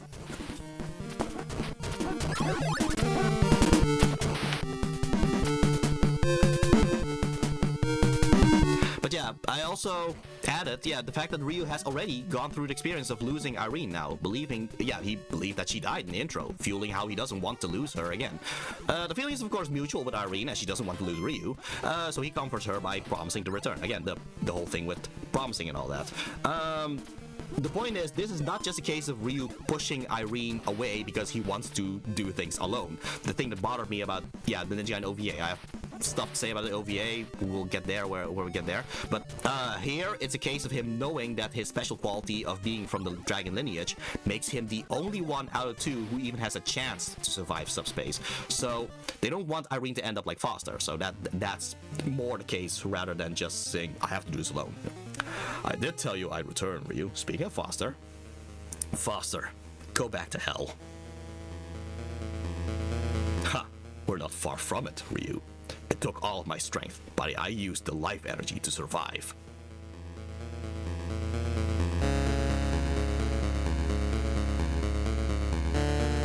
Look at this fantastic new body. It's fascinating how he's able to just do this on the go as he just entered subspace, I guess. I have become the ultimate Bionoid. Even your doppelganger pales in my newfound strength. I'm getting real tired of your Bionoids, Foster. Time to make you extinct.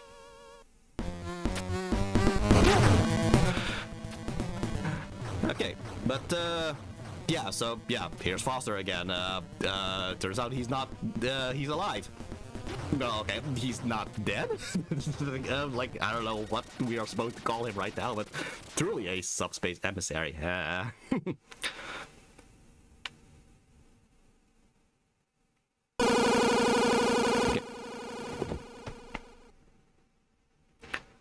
Okay, yeah, just gonna point out here. Hey, look, I am one of the few people that, well, okay, not the few people. There's a few people out there, but yeah, the point is, I'm actually in a somewhat rare Venn diagram of people who's a fan of both the modern and the classic Ninja Gaiden games. So. Again, a lot of ways they don't actually intermingle that much, so sometimes I'm just happy to just have them intermingle just a little bit. Like the Foster, go back to hell. That's from Ryu saying Genshin, go back to hell in Modern Ninja Gaiden 2. You know, just doing stuff like that. Yes, I knew you could make it here, Ryu. Clancy. You deserve a reward for making it through the subspace. You're just in time to witness it. The life energy is already mine, and it's time I show you the power of these ruins. Witness the true form of the Castle Rock Fortress, discovered by the genius Walter Smith, my mentor. The Vigorian Shogun's ancient ship of doom. What? So yeah, that's the reason why it actually looks technological. Is because it is how you say a ship actually. The whole Castle Rock Fortress is actually a giant ship, and that's why it actually looks mechanical. I guess alien mechanical, if anything, even though it's demonic. So interesting. Yeah. Okay. So yeah, what was once used by the demon's Vigorian army of darkness, its foundation will create a new world.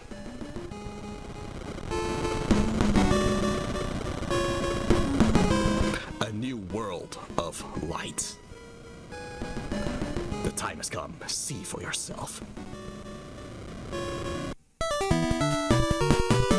Right, so Dr. Walter Smith is still relevant in Divine Light. Yeah, so in the original game, Clancy is just a guy who was able to manipulate Ryu into getting back control of the Castle Rock Fortress. And that's it. Again, the twist is all he had going for him. And as a final boss, it's kind of like, okay, well, screw you for manipulating me, I guess. Here, I made that Walter Smith is in fact Clancy's mentor, and that Clancy is doing all this in response to Walter Smith dying in Ninja Gaiden 1. So it effectively makes Clancy a reflection of Ryu, who initially started his quest in his trilogy with the, at the time supposed, death of Joe Hayabusa. As in Clancy is being spurned into action by the death of someone he loves. This also enhances the one good thing about Clancy's character in the original game, and that's the fact that he manipulated everyone to get what he wants. The problem is, in the original game, Ryu just trusted Clancy for no reason, despite all the red flags planted all over him. But again, how did Clancy introduce himself to Ryu in this Divine Light edit? He said, let's say we have a mutual friend.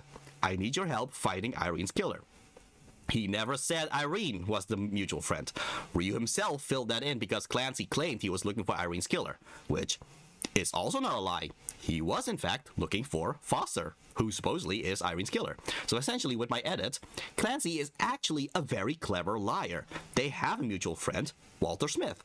The best lies are ones laced with the truth, and that's exactly how he manipulated Ryu here. So in addition, in contrast to all the other antagonists in this trilogy, I also made it so that Clancy is not represented by darkness. He's represented by light. In fact, in this equation, Ryu is the one representing the darkness, because though he hasn't been consumed by it like his doppelganger was, he was tapping into the darkness of supposedly losing Irene in order to become stronger. It's a reversal of the light versus dark theme that was going on in Ninja Gaiden 1. And again, this is just the start of the proper exploration of it in Divine Light. So yeah, there's gonna be more of that when we reach Ninja Gaiden 2. So yeah, that's just my whole thing with Clancy. I just think that he should have been a lot more interesting after the twist. Like, again, the twist was just all he had. And by just actually having him be a proper character that has a link to Walter Smith, I think that makes him a lot more interesting. Robert, are you seeing this?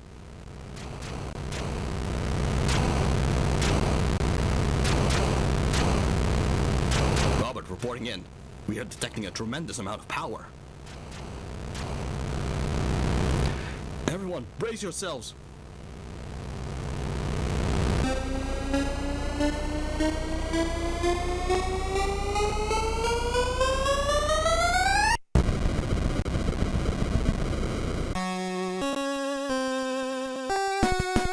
You failed to protect Dr. Smith. If you want to be part of this new world, prove yourself worthy. Meet me at the core of the warship. Become part of something greater, Ryu. The core?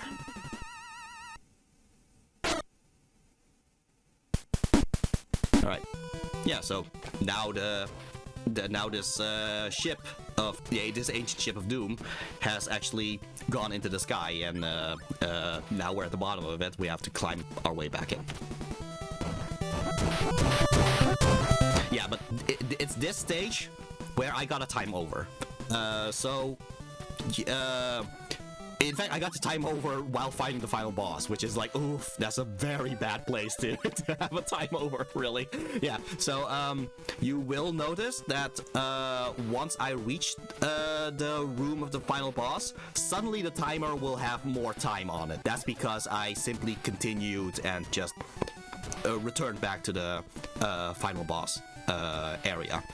So yeah, that's the reason for that. Again, I'm not trying to hide anything. I just want to point out, look, hey, this is quite a, well, it's not even a difficult stage, really. The only difficult thing about it is just the idea that, oh, if you are wasting too much time, like I am here because I didn't think about it, you will get a time over by the time you reach the final boss. So yeah, just rush a little bit more than I did, I guess.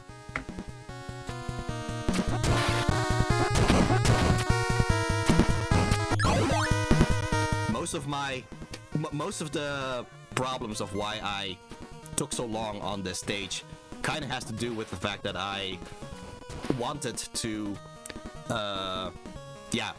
grab a lot of the items in the background, like the kanji to get more ki and all that, even though you actually do not need to.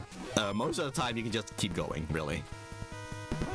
Like, I could have just immediately jumped and just continued on, you know? But I instead just waited just to get a safe spot and all that.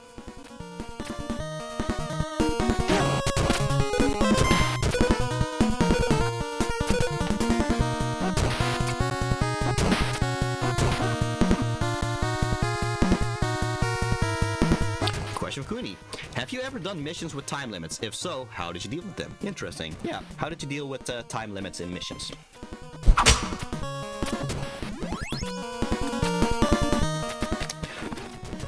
Alright. Oh, yeah, she always feels the pressure. She says that if she is stressed about the time limit, what she does is she does the Kuji In, which fortunately I actually have learned it. Yeah, it is in fact Rin, Pyo, To, Sha, Kai, Shin, Hetz, Sai, Sep. Yeah, that's just a little meditation thing you can do in order to properly concentrate and detense before you actually do something. Fun fact, I literally did that when I did the survival mode of Ninja Gaiden 4, the Abyssal Road. Like, I was at floor 99. Like, cool, yeah. I was at floor 99, and I was like, oh man, my heart is pounding as I am about to reach level, room 100. Like, if I die here, I'm gonna go all the way back to room 80. Alright, calm down, calm down.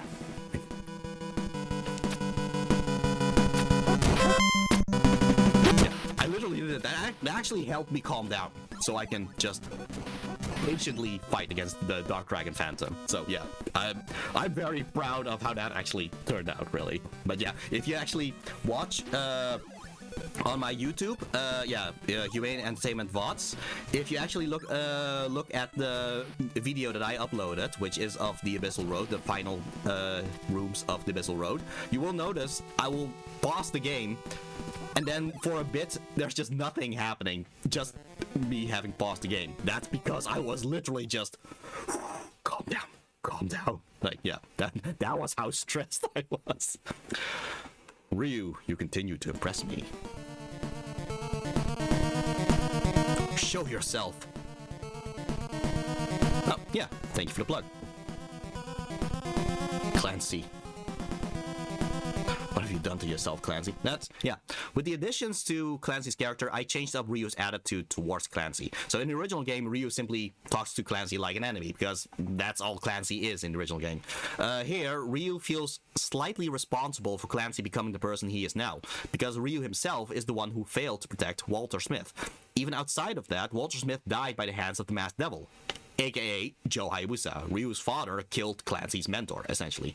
And thus, Ryu talks in a much more somber tone to Clancy, even if he can't allow Clancy to cleanse the humankind with the light and all that. So yeah, there's now nuance to the dynamic between Ryu and Clancy, and in a way, Ryu's interaction with the doppelganger is continued through this new dynamic. Clancy, like the doppelganger, is another reflection of Ryu, being consumed by the idea of vengeance instead of learning the responsibilities that Joe Hayabusa instilled in him. So yeah, that's my little... Yeah, out of all things that I fixed up, I am very happy about how Clancy has been fixed up. If only because he actually is like a proper character now. Like a character that I think like, oh, this is Clancy, the character, you know? Question for the chat. What do you think could have been pitfalls for this game's quality? Honestly, I know people say the Ninja Gaiden games are difficult and all that, especially the NES Ninja Gaiden games. Sometimes, yeah, I do think that it is difficult for the wrong reasons. One of them being the checkpoint system in Stage 6 of Ninja Gaiden 1, for example. Like, it did not need to be like that. But at the very least, it's just like that one thing, really. Like, otherwise, I think most of the time the Ninja Gaiden games are fair. So, yeah, I think a bigger pitfall would have been that they actually made things more unnecessarily difficult. Like, I feel like the NES Ninja Gaiden games are just more difficult than what other NES Ninja Gaiden games usually are, honestly. What have you done to yourself, Clancy?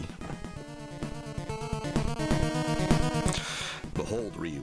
This is the body of the new world. The life energy allowed me to transcend the paltry limits of humans. They don't deserve this planet. Humans like the Jaquio and Foster, their fighting harms everything else in the crossfire. Also, yeah, just more references. Yeah, I added to Clancy's motives by having him refer to Jaquio and Foster because they are his examples of humans harming others because of their fighting, and it's because of these examples that humans should be cleansed in his eyes. After all, it is their fighting that brought about the death of both Joe Hayabusa as well as Dr. Walter Smith. So yeah, that's just a little thing that I added as well. Yeah, I agree with Humane on this one. It's the thing that made me feel like these games were just too insurmountable to try growing up. Indeed, yeah. So,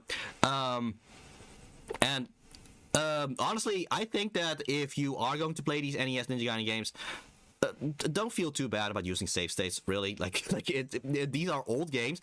Ninja Gaiden 2 is now released on the Switch. In fact, you can play the classic NES Ninja Gaiden 2, and yeah, since it is like one of those classic games, they probably have those reverse things or save states. Just use them. Don't be too proud. Just use them. Just enjoy the game for what it is, really. All right. Yeah. Their fighting harms everything else in the crossfire. They all deserve to be cleansed with the light of this warship. Don't you see? Oh. Thank you. I actually do need that.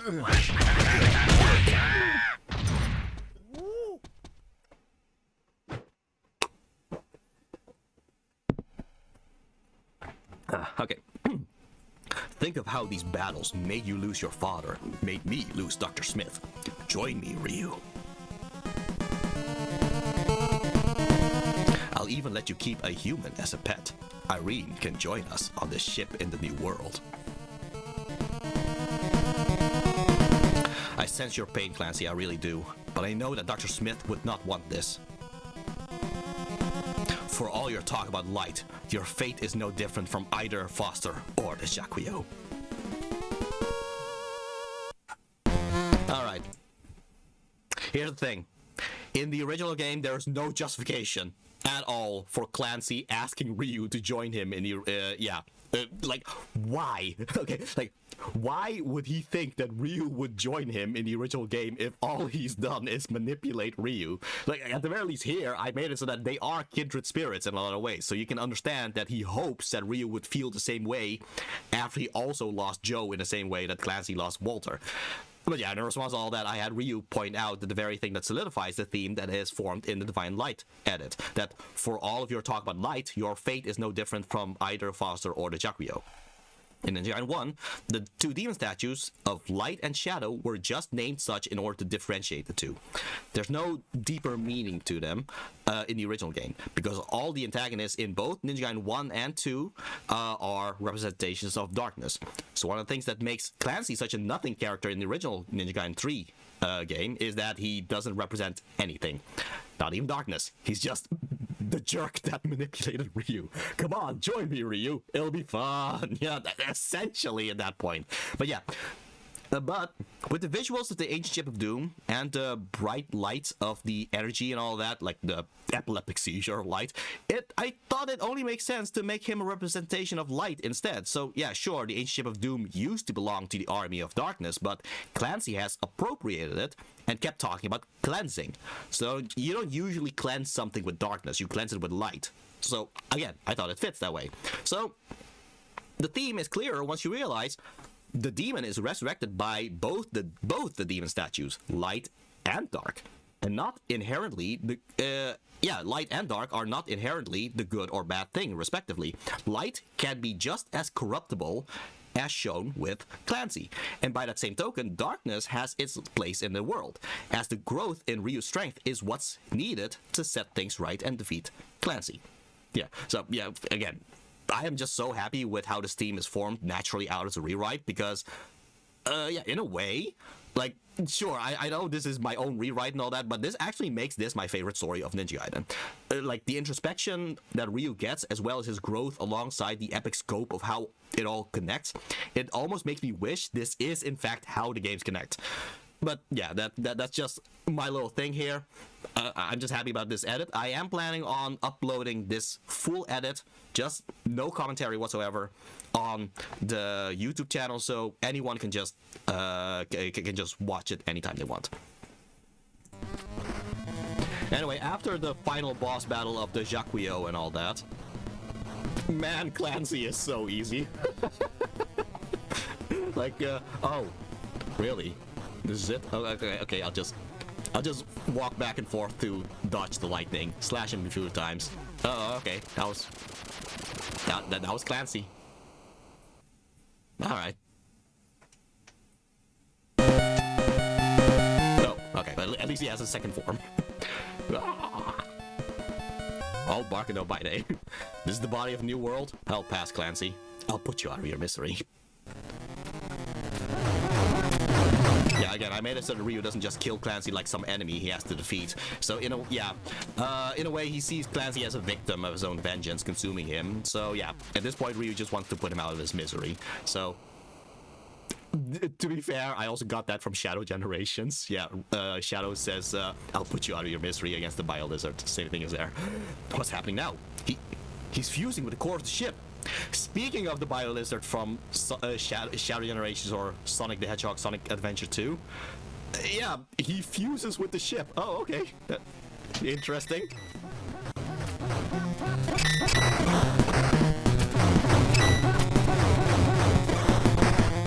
To be fair, this is actually the core of the ship. Is that? Well, yeah. Even so, you are connected to the ship itself, you know. So yeah.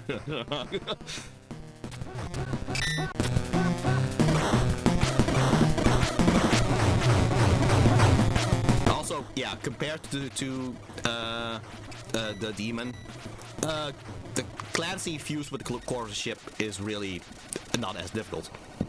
All things considered, usually Ninja Gaiden 3 would be the easiest, unless you play the American version. The American version is actually more difficult because you no longer have infinite continues. You actually can get game overs and start all the way from the beginning. So yeah, that's weird. Irene, the ship is losing altitude.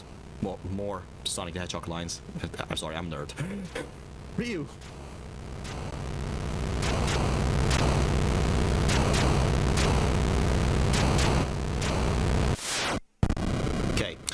what comes next? Boy, did I change a lot of dialogue here. But yeah, just to point out, all NES Ninja Gaiden games tend to end with Ryu and Irene looking over the horizon. That's just something that they keep doing. In fact, it's something they reference in Ninja Gaiden 2 Black as well, where they also look towards the horizon together before the credits roll. However, yeah, if you're gonna edit all these 3 games together, it kind of emphasizes how these endings are really the same. So, yeah, okay, they're not all the same. There's something different about Ninja Gaiden 2, but unfortunately, which fortunately is the actual ending of the trilogy, but to have the same 2 characters look over the horizon at the end of the game again and again, that would be kind of a little bit weird, I imagine. So, in fact, what makes Ninja Gaiden 3 Ancient Ship of Doom's ending so whatever in the original is the fact that it really doesn't add much to what Ninja Gaiden 1's ending already was. There's no reveal of Foster betraying Ryu, there's no kiss between Ryu and Irene, it's just Ryu and Irene talking about how beautiful the world is. Like, okay, yeah, the world is beautiful, but is that it? I braved through 7 acts of the US version of this game with limited continues and enemies doing double damage just so Ryu and Irene can talk about how pretty everything is. Okay. Yeah. So, yeah, in this edit, I removed the original dialogue altogether, so nothing of value was lost, and instead I had Ryu and Irene discuss the theme. Yeah, I had Ryu and Irene discuss the theme of light and darkness, because I mean, I have space to put the discussion somewhere, you know? So yeah, as a response to Clancy's example of the bad actions of humans like the Yakuyo and Foster, I had Ryu give examples of good actions of humans like Walter and Irene herself. It shows the actual difference between Ryu and Clancy, in that Clancy only took the death of Walter as justification to turn bad, while Ryu instead took his limited time with Walter and his relationship with Irene as justification to be good. What a great view. Yeah, it is a great view, to be fair. So yeah, not only that, since we are heading towards Ninja Gaiden 2, I can actually let the dialogue lead into the plot of Ninja Gaiden 2. So yeah, how do I do that? Well, by having Irene reveal to Ryu what Mission Cardinal is. Yeah, remember that? The intro of Ninja Gaiden 3 saying that Irene died on Mission Cardinal? Well, in the original game, that's it. Mission Cardinal is just a failed mission that led to Irene faking her death by the hands of Doppelganger. That is all Mission Cardinal is. But when I first played the game, I thought that Irene faking her death was in fact part of Mission Cardinal from the start. I mean, she apparently planned to fake her death against the Doppelganger, otherwise she wouldn't have faked her death. I thought that the plan was perceived to have failed, but that it actually Irene playing 4D chess in order to reach Foster and Castle Rock Fortress. So I took what I initially thought was the point of the Mission Cardinal and actually ran with it. Only instead of Foster, Irene's target is actually to get the one she's really after, the Shogun. Yeah, we've been hearing about the Shogun's Malice 4 and the Shogun's Vigorian Ship of Doom and all that. Who is this Shogun? So yeah, that is what's going to lead to Ninja Gaiden 2. Yeah.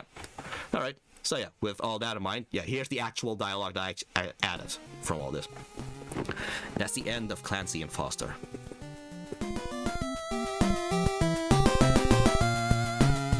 I don't agree with his actions, but if what you tell me is true, there's some truth to his words.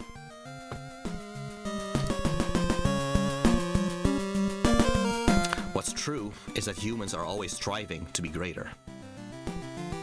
That ambition can lead to evil actions like that of Foster or the Yakuyo.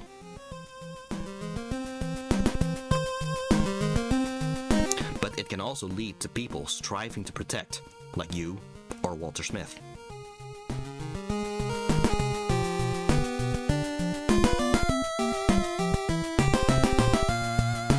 Ryu, I'm sorry I never told you about the plan. Foster was keeping an eye on you, and... It's okay, Irene. You were trying to protect me, right? Yes, but now's the time I tell you what Mission Cardinal really is. I need you, Ryu.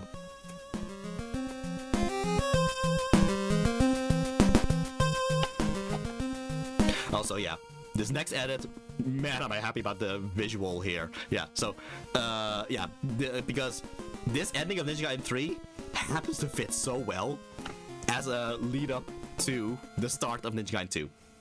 Look at this.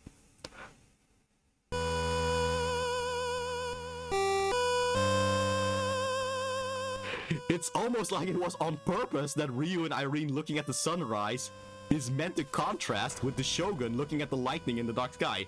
Like, isn't that such a great contrast?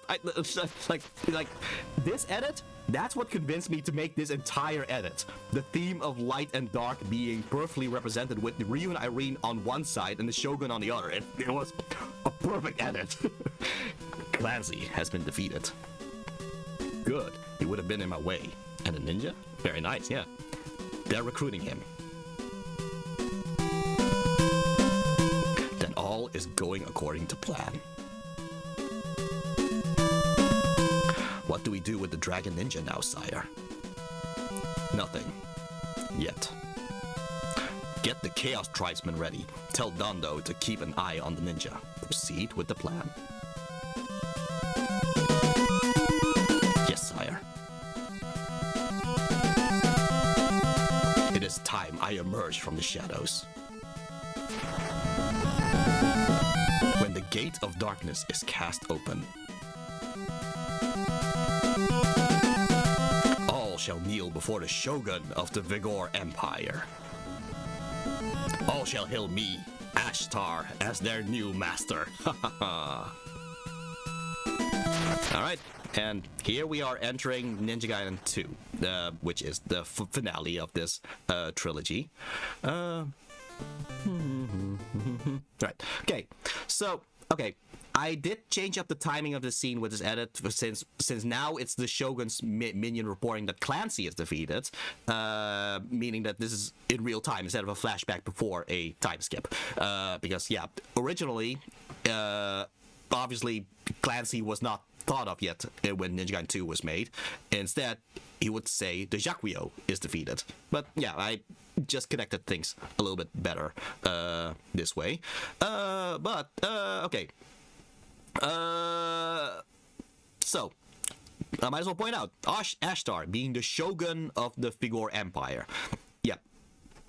That title is essentially an addition from me. In the original game, he is just named Ashtar, and sometimes he titles himself as the Emperor of Darkness.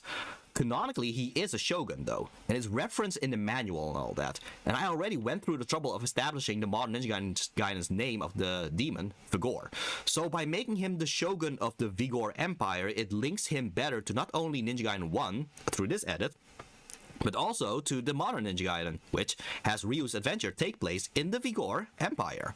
Now, after all the things done with Clancy to make it a reversal where Ryu is in fact the darkness and Clancy is the light, as a reversal of Ryu being the light and the Jaquio being darkness, would it be a little bit backwards now to have Ryu fight someone that represents darkness yet again? Maybe.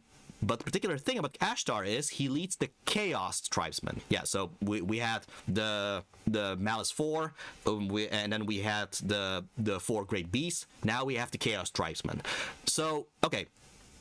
Chaos. Speaking of Yu-Gi-Oh!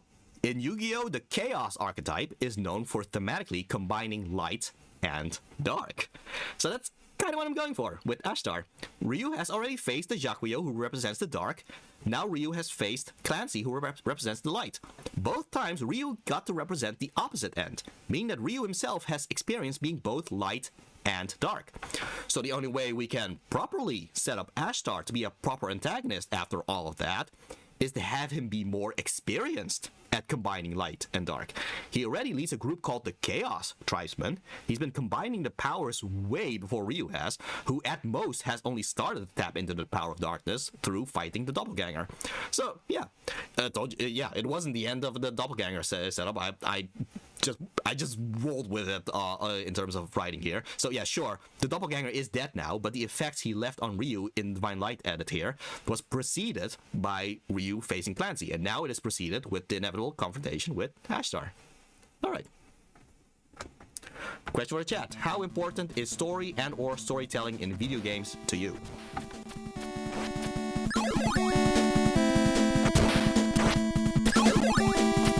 Yeah, so in terms of gameplay, Ninja Gaiden 2 is a little bit of a downgrade from Ninja Gaiden 3. I mean, that makes sense.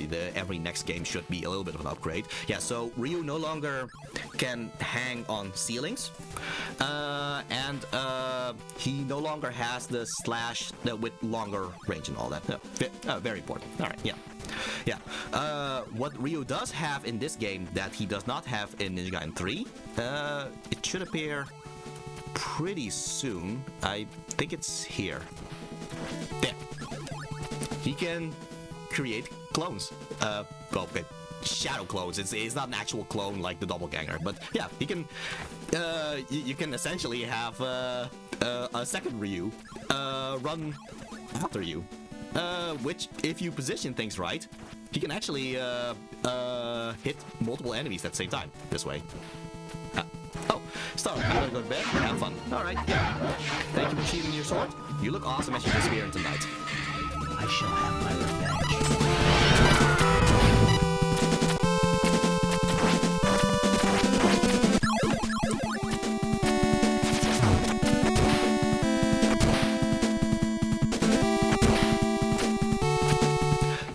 This music, by the way, was remixed in Ninja Gaiden Ragebound.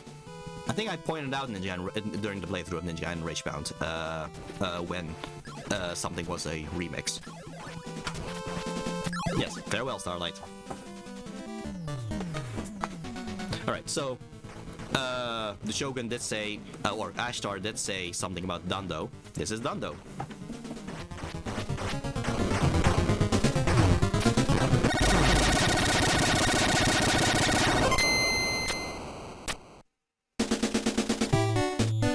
Yes, this must be Dando. Yeah, so I made it here that Ryu... Yeah, Irene told me you were good. I made it so that Ryu is a little bit more informed here.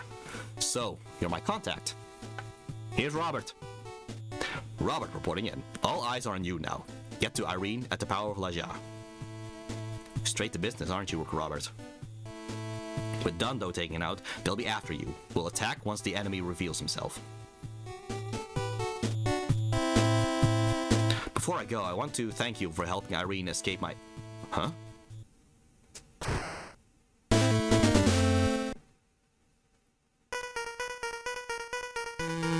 I guess Dando wasn't quite dead yet.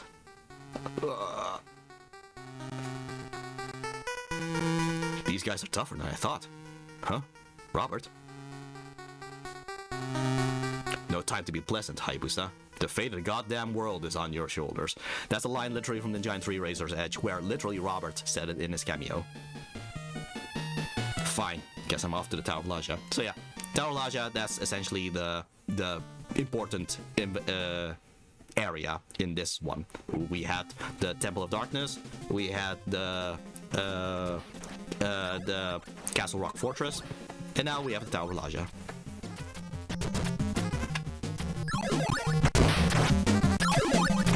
But yeah, Dando was the first of the Chaos Tribesmen. Of course, Ryu doesn't know they're called the Chaos Tribesmen yet. He just knows it is. He was informed of Dando and faced Dando for some plan. Interesting. Yeah, so in the original game, Ryu was not working with Irene at this point. It was just simply, oh, Ryu's just doing his own thing. And then he meets Robert, and yeah. But I made it so that, yeah, Ryu has already kind of worked with Robert at this point, because of Ninja Gaiden 3. And, yeah. This whole edit kind of has to do with something that kind of bothers me about Irene's character in this game specifically, and I will talk more deeply about that.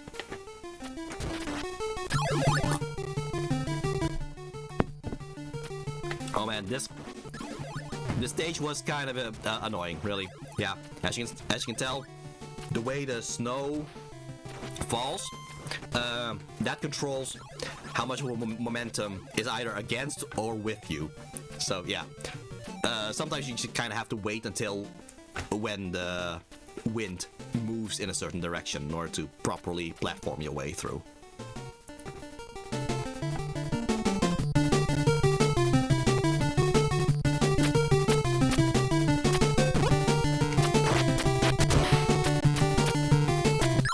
Might as well just talk about, okay, what is my idea of what's supposed to be Mission Cardinal? So here's the thing. The way I look at it, so Ryu is necessary for the plan to work. Problem is, Ryu is being watched by Foster, so Foster must first be caught before Ryu is recruited. So in order to get to Foster, Irene has to fake her death in order to spur Ryu into getting Foster's attention by going after him. So Irene had to trick Ryu, but it's so that Foster wouldn't see Ryu colluding with Irene. With Foster's eyes on Ryu, he would not expect Irene to return from the shadows, and after Foster's no longer a problem, recruit Ryu. So, having recruited Ryu, that's why they are now doing the plan that they are now. Have Ryu get the attention of the Shogun and go to the Tower of Laja. This forces the Shogun to reveal himself, and then defeat the revealed Shogun. So yeah, obviously the plan didn't account for Clancy because for Irene, that whole thing came out of nowhere, but there is a logic to it. And because Robert is now added in Ninja Gaiden 3 Ancient Ship of Doom as a voice on the radio, the team of Irene and Robert has been there in the plan from the start. Alright, so yeah, we have a ninja, or a ninja-like Chaos Tribesman who uses spiders. Believe me, I was actually very tempted to make him a Black Spider Ninja, but no, I chose not to. Okay, yeah, I chose not to because by that point it would no longer make this a story that you can just enjoy on its own. Like, for all the lore that I added, I did not want to make it that you have to play the modern Ninja Gaiden games in order to understand what's going on here. I instead made it so that any references to the modern Ninja Gaiden games, they should feel like world building instead. They should feel like, oh, I want to know a little bit more about that. Suddenly another game talks about that. I'd rather feel like that instead of just outright say, oh, you're a Black Spider Ninja. What the heck is a Black Spider Ninja? So I finally decided against actually making this a Black Spider Ninja, even though I was very tempted because the Black Spider Ninjas are one of my most favorite additions to the lore in the modern Ninja Gaiden games. Anyway, you tried to ambush me. Who are you? We are the Chaos Tribesmen, led by the Shogun of the Vigor Emperor, Emperor of Darkness, Ashtar. Yeah, Emperor of Darkness, Ashtar. Ashtar, the end of your life draws near, Dragon Ninja. Ashtar and his Chaos Tribesmen, they're quite powerful. Yeah, it can be a fine line when it comes to make decisions on what to reference and how. Exactly. Alright. So yeah, we had Ninja Gaiden 3, which took a while in order to reach the actual Castle Rock Fortress. Here we're already at the Tower of Laja. Okay. There it is, the site of Irene's plan, the Tower of Laja. And of course, it has to be accompanied with an epic shot of the Tower of Laja. Yeah. Okay, so also, yeah, the thing about Ryu, Irene, and Robert, they're dynamic. So yeah, I've established now, Irene comes up with a plan, because she's the CIA analyst after all. Her clever plans allow the team to tactically maneuver around the villains, which is shown in both Divine Light's versions of Ninja Gaiden 1 and Ninja Gaiden 3. Robert has all the information. He's the special intelligence in this game's story, but here's the thing, in the Ninja Gaiden OVA, he quit the army to become a private investigator, which also works with information. So yeah, he provides direction. Ryu is the Force. His power as a Dragon Ninja allows him to battle the things that normal people can't. And as a result, he's usually essential to the plan set up by Irene and the direction provided by Robert. So, yeah, that all sounds very good, this whole dynamic and all that. In the original game, Irene is just kidnapped. Yeah, in the original game, Ryu defeats Dando, because Dande just tried to kill Ryu. That's all that was going on. And then Robert appears and tells Ryu that Irene is kidnapped, and Ryu should get to the Tower of Laja to save her. Yeah, okay. Yeah, just gonna rant a little bit. You're gonna have Irene be kidnapped off screen. Yeah, okay. Yeah, as a matter of fact, unfortunately in the original game, Irene is just a damsel in distress. All the cool things she did in both Ninja Gaiden 1 and Ninja Gaiden 3, yeah, forget about all that. She's just Ryu's version of Princess Peach in the original version of Ninja Gaiden 2. This is the other reason that I extended the Mission Cardinal to this game. Tower of Laja, that's also classic music. You can listen to it properly in when I release this on YouTube. But yeah. the reason I extended the mission cardinal to this game is I want Irene to be the actual badass that she actually is, because she doesn't have Ryu's powers of dragon lineage. She's just a normal human being, but she's smart. Even in the original version of Ninja Gaiden 1, she was the one that gave the Shadow Statue to Ryu, despite the fact that Foster, her boss at the time, wanted it. She knew it was important to give the Shadow Statue to the right person. So, sure, I added it to that it was on request of Joe Hayabusa, but she was always the one that gave the statue to Ryu in the original game. And then there's Ninja Gaiden 3 Ancient Ship of Doom. She faked her death to escape Doppelganger. I added a few things around it, like Robert, but that is from the original game. So, that's not even knowing the fact that, well, she's skilled enough to work with Ryu during most of the modern Ninja Gaiden 2. And it's her and Ayane's actions that led Ryu to getting the information he needs to find Kana in Ninja Gaiden 3 Razor's Edge. To have her just be a damsel in distress is an insult to the character, really. So, yeah, she can be kidnapped for a storyline, sure. I wouldn't like it, but there are things to do, but these things do happen. But to just have her character be that? Yeah, I wanted to fix that. So, yeah, that's my little ramble about that. Yeah, but this is one of the big things that I want to fix in this edit. Just how Irene was treated here. Alright. Question for the chat. Is this game's music something you would listen to outside of gaming? Yes, definitely for me. I'm listening to this on Spotify constantly. Like any of the Ninja Gaiden soundtracks, really.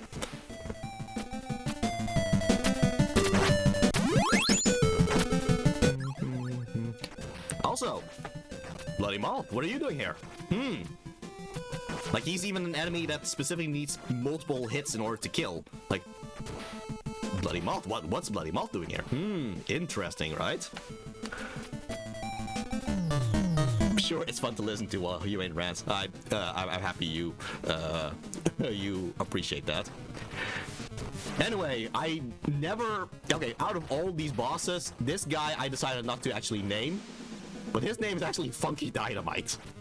Yeah, that's the name of this guy, Funky Dynamite. Yeah, I thought it was a little bit too silly, so even though I want to point out, hey, his name is Funky Dynamite, I did not want to actually have the story cover that. Ryu, you made it.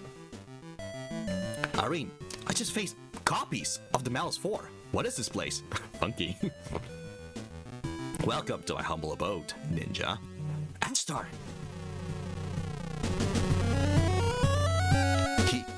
He can teleport.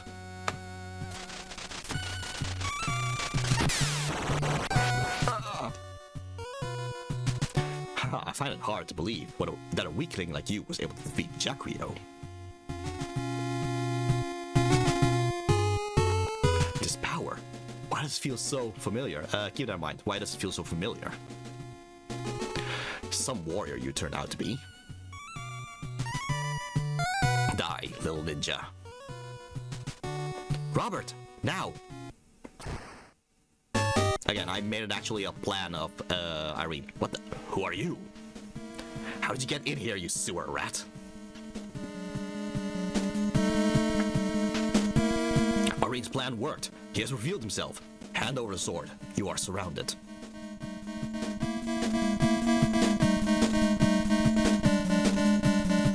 You dare shooting at me when she is this close? Meet us in the maze of darkness. No, Ryu! Damn it! Hold your fire! He's got Sea Swallow! Irene!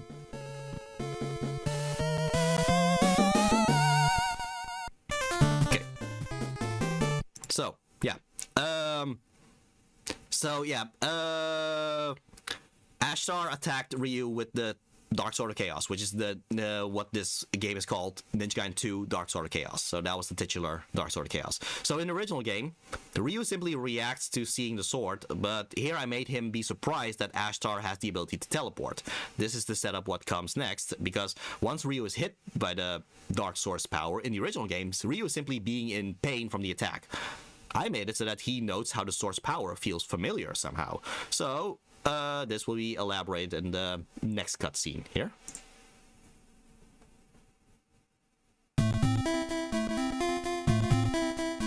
He turned our plans around on us. Robert, any idea what that sword is? I do actually. It's the Dark Sword of Chaos, grown out of the bone of the demon. Similar to how your dragon sword is forged out of the fang of one of the 13 divine dragons. You're well informed, Robert. Thought I was. Special intelligence, US Army, and yet we didn't even know he could teleport. Ugh, no time for regrets. We have to stop Ashtar before his sword reaches its full strength. Hurry, you take point in the Maze of Darkness. Roger that, Robert.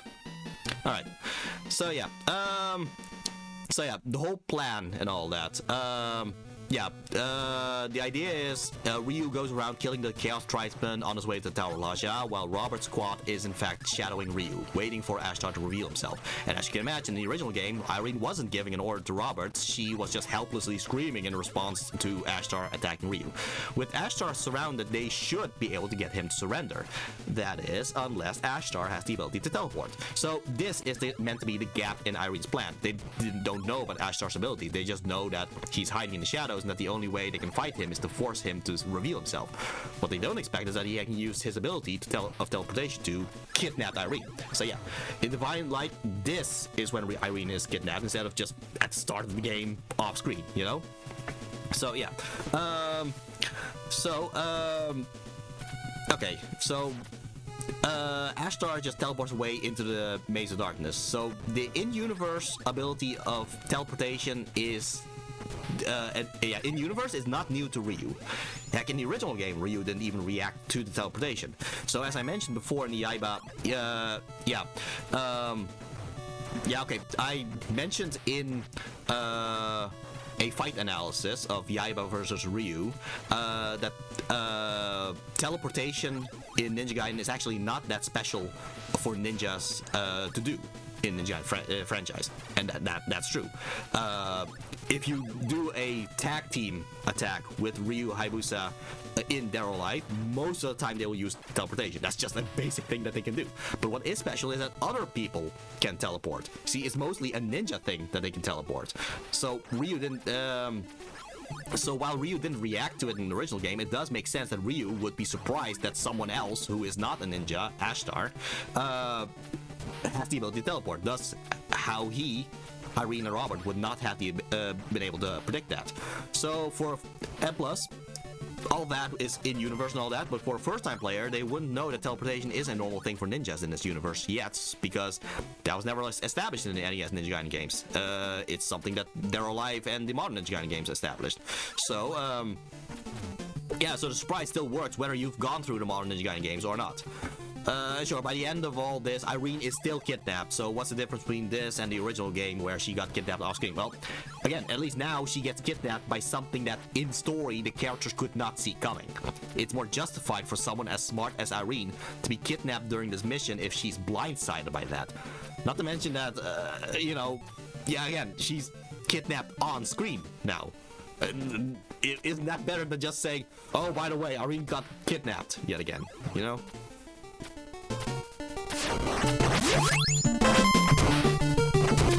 And again, it's not like that I mind characters getting kidnapped. My problem is more so that Irene's only role in this game, in the original Ninja Gaiden 2, was to just be kidnapped. And I don't know, I feel like she should be more than that, you know?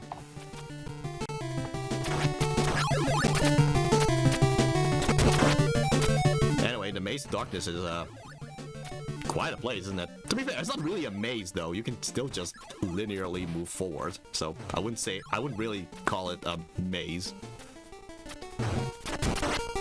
Speaking of which, how many of Darknesses do we need? We have the Temple of Darkness. We have the Gate of Darkness. And now we have the Maze of Darkness. Is everything of darkness? I don't know.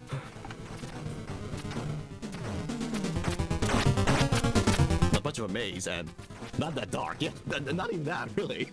Like the water is quite bright, really.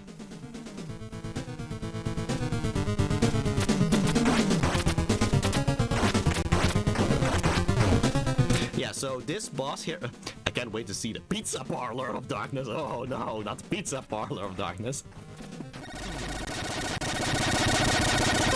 Okay, so this boss here, that's the Naga Sotufa. Again, only in the manual do you hear it, but here, I made it. The Naga Sotufa, I've heard the legends, but I never expected to find it in this maze. Yes, Ninja, even dragons get corrupted in here.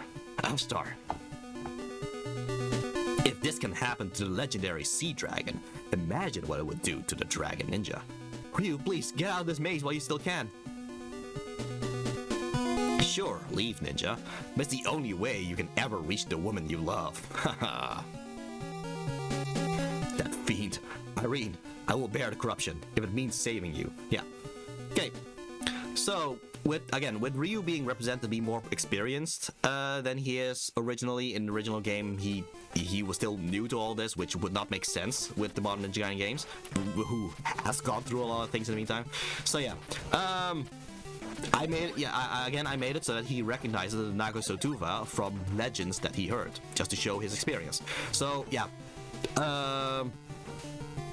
I just wanted to put this backstory of the Naga Sotuva at least somewhat in the game itself, instead of just having it being in the manual. I have also added that the Maze of Darkness is actually corrupting Ryu. I mean, it kind of makes sense. The Naga Sotuva got corrupted by the Maze of Darkness, so it only and that's a dragon. So it only makes sense that it would corrupt Ryu too, who is of the dragon lineage. So it also adds tension to Ryu saving Irene while having to bear the corruption. Sure, in terms of gameplay, you don't see any difference, but it just, in terms of story, it just adds a little bit more to Ryu actually having to bear the corruption just to reach Irene. And to be fair, canonically, this is not the first time that Ryu got corrupted. He actually turned into a fiend in Ninja Gaiden Sigma, in the Modern Ninja Gaiden. Open the Gate of Darkness, release the Archfiend with the divine dragon's blood, contaminated by darkness, and you shall receive the power of a deity. Archfiend, Vigor, Demon, its many names inhabiting many bodies, beginning with the first vessel. The world shall fall into shadow, and the soul of the deity of destruction shall emerge. Ha ha ha. Damn you, Ashtar.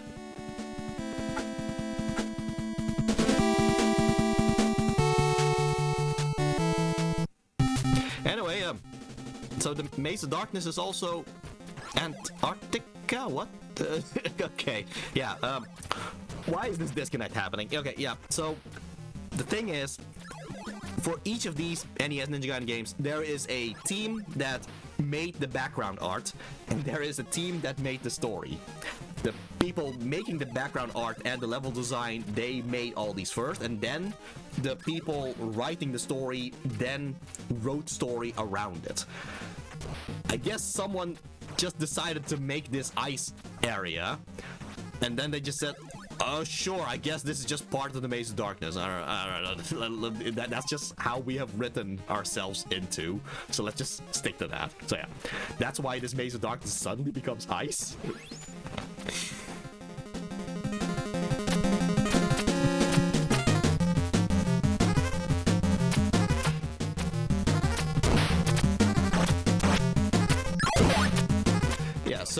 Yeah, speaking of the Archfiend, okay, so I simply just called him the Archfiend, Demon, Vigor. There's just many different names for the demon.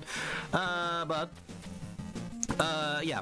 in Modern Ninja Gaiden 2, they called the antagonist Archfiend Vazda, who is like a resurrection / son of Vigor. It's very confusing with demonic biology there, but yeah, so because of all those names, I just kind of decided, you know what, I'll just have all those names appear one after another as part of this kind of prophecy that Ashtar is reading, just to make it kind of clear to everybody that this is all the same monster. Show yourself, Ashtar. Such fury in your eyes, little ninja. However, it's still not enough. Go ahead, take her. Ryu. Irene. And take that. Okay, as tragic as this is, this next part got memed a bit. Ryu, I'm sorry. Irene, where are you going? Yeah, so a little bit unfortunate positioning there. No, please, no, not again. I can't lose you. See how the sword of chaos trembles with delight.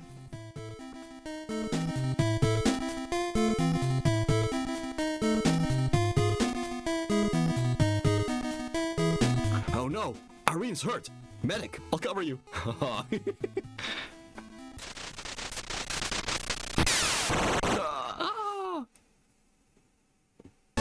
Back off, you bothering swines. I'll deal with all of you later. Sword of chaos, eh?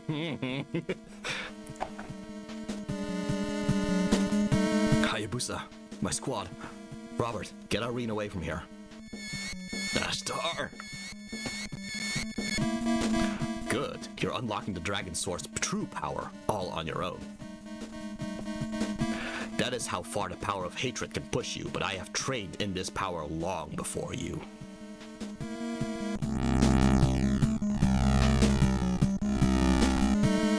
I don't care how powerful you are, Shogun. You hurt Irene.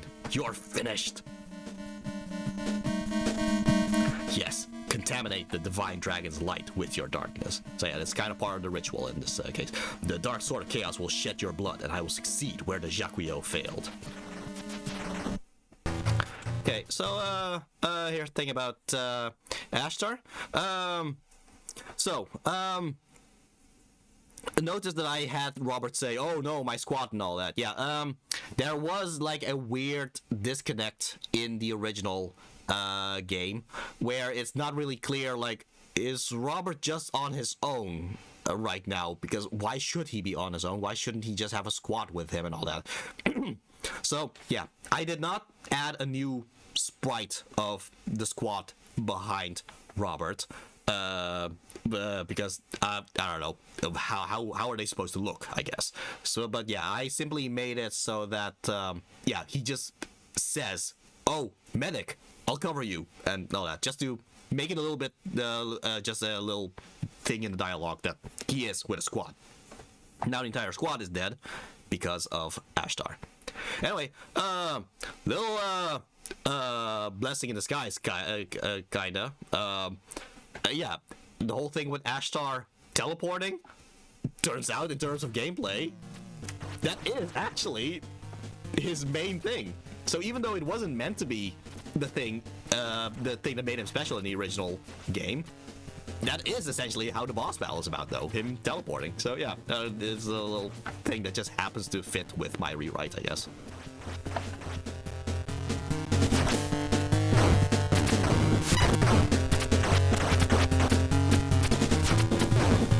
Also, yeah, Ashtar did say, oh, you were able to power up the Dragon Sword with its true power on your own. Yeah, here's the thing. A newcomer would take it as Ashtar recognizing that Ryu is reaching his true potential and that the Dragon Sword is responding in kind. Simple as that. People who have played the Modern Ninja Gaiden games and then go to this story chronologically, by then it would be a reveal. Ryu is unlocking the true Dragon Sword without the Eye of the Dragon. Now it's actually like a big deal for the people who go from Modern Ninja Gaiden games to this game. Like, wait, he did that without the Eye of the Dragon? What? What's going on? So yeah, so it works as both a thing of, are you playing this for the first time, or are you playing the Modern Ninja Gaiden games and then play this? Both can work. On its own, it's just, oh, Ryu's using his true potential. Okay, cool, as a vengeance thing. Okay, or you play the Modern Ninja Gaiden games first, then you go here, and like, he did that without the Eye of the Dragon? Whoa! Yeah, so, yeah, it kind of works on both ends, you know? Oh, question for the chat. What is your favorite aspect of the game so far?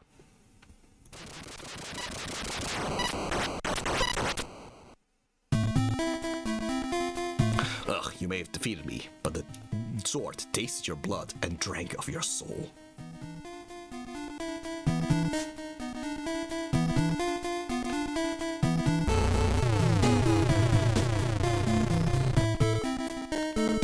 Has finally awakened. You can no longer prevent the gate from opening. Yeah, the gate was only able to open if the Sword of Darkness was able to be fully powered up. Ashtar. So yeah, as Ashtar dies, well, let's be honest, there was no way throughout this entire thing that I wouldn't have a line from the PlayStation 2 Shinobi somewhere. You know, like yeah, the line was Akujiki has drank of Akujiki has tasted my blood, drank of my soul, and has finally awakened. That's just the same line that I gave to Ashtar with the Dark Sword of Chaos there. Like, I am just mixing all these things together. You know, I am a fan of a lot of things. So, Irene, can you walk? Ryu, there's an altar up ahead, somewhere. You must destroy it.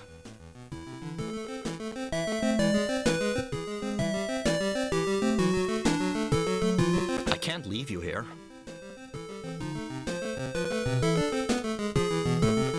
I'll be alright. You are the only one who can do it. The only one who can stop them. Please, hurry. Alright, I'll go, Irene, but I'll come back for you as soon as I can. Hold on.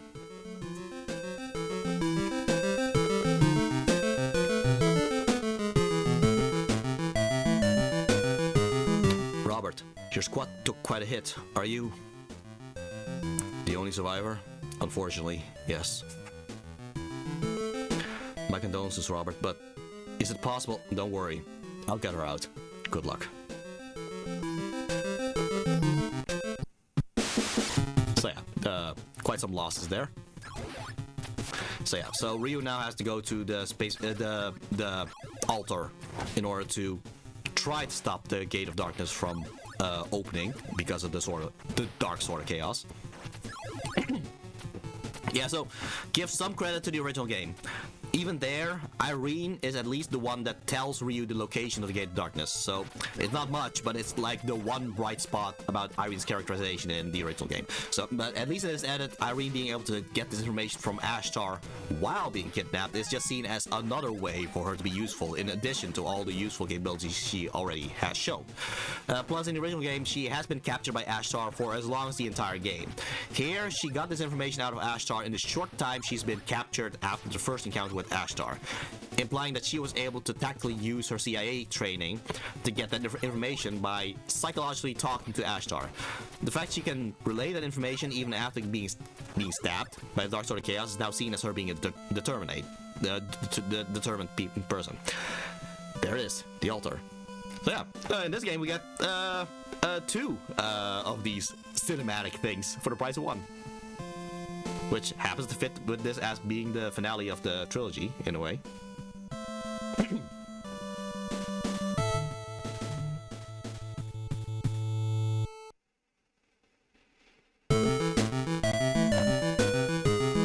Don't push yourself. You want to rest a while? No, I'm okay. What the?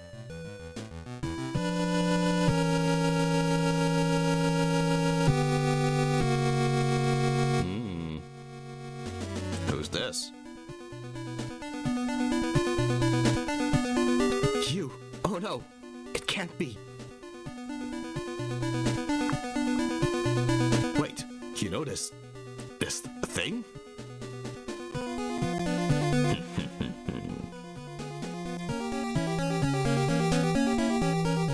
Okay, so in Ninja Gaiden 1, besides Bloody Moth, it wasn't just Bloody Moth, there was another boss that I kinda took my time with, even though I could have easily killed that boss very quickly. We are going to face that same boss again as a rematch. I kinda wonder if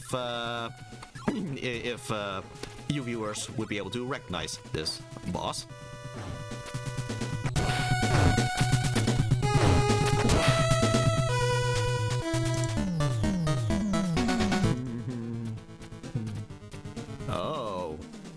Look at that. Haven't we seen this before?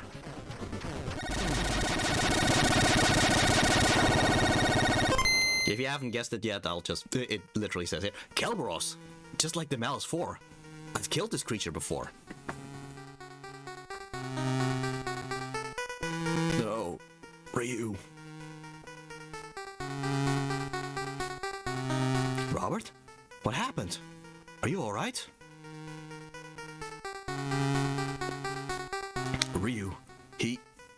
It got Irene. What?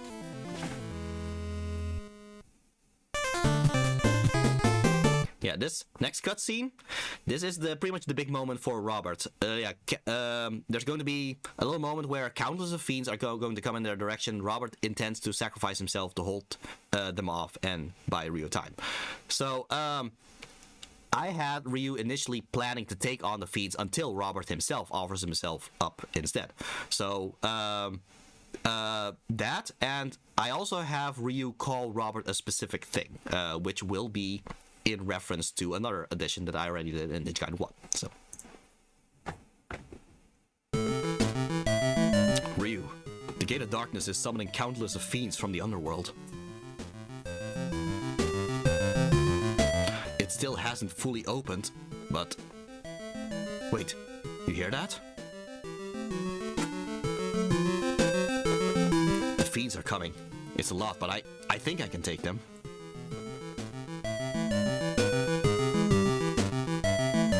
No, I'll stay here and hold them off. Ryu, you get going. You're wounded. I can't leave you alone. Don't worry about me. Go.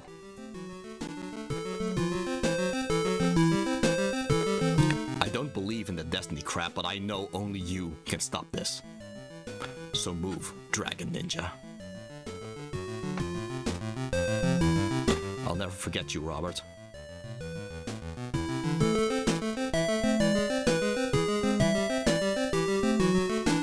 You better, or I'll haunt you from the underworld myself. That's a line from Ninja Gaiden Ragebound. Komori said that to Kenji. Go, get going. May the divine light guide you, dear friend. Okay, you freaks, come and get it. You're gonna dream your worst nightmare. No one ever gets past old Jungle Rat Rob. Okay, so is Jungle Rat the same thing as how Edward Carnby calls himself the reptile? I don't know. Anyway, yeah. So, Ryu called Robert a dear friend here. This is my way of comparing Ryu and Robert's relationship to Joe and Walter's relationship. Two close friends that have chosen the sacrifice of separating in order to prevent a great disaster.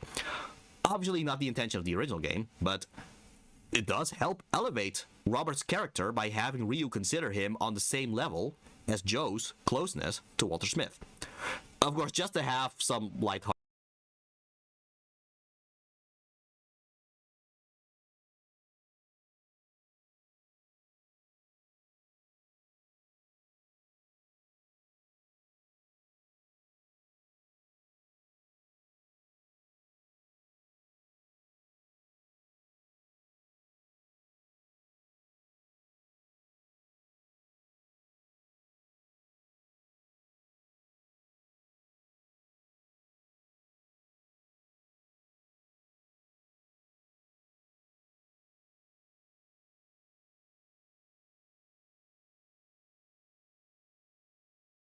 Sheesh, my Google Chrome kinda ended up having some problems there, but okay. But fortunately, everything fixed itself.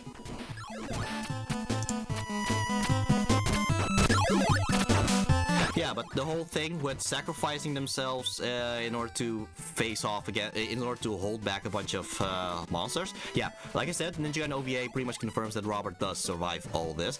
But I did intend for this edit to still keep that fate ambiguous, because it's kind of part of the experience that we don't know if Robert survives. It is only through the OVA that we know. And also, the OVA itself has a semi-reversal where a character called Jeff Hammond stays behind to hold off the monsters, and Robert continues on like Ryu does here. So it is meant to be ambiguous. So I decided to keep it ambiguous, even though I know for a fact that Robert is going to survive. Weird, but glad you're back, yeah?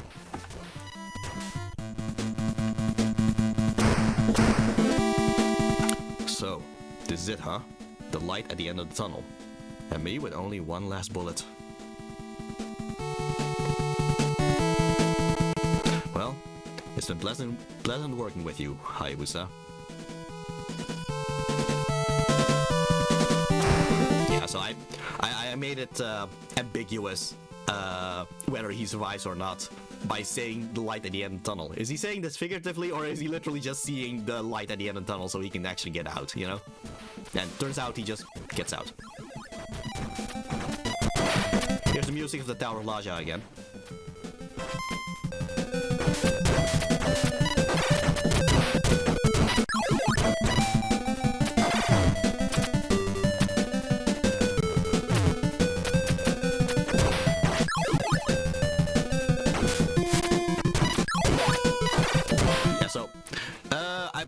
I know that I'm not the only one who loves Unbreakable Determination. I still think it's an amazing song. But honestly, out of all the songs of the NES Ninja Gaiden Trilogy, Tower of Laja is probably up there as another one of my favorites. Question for the chat, what's your opinion on this game so far?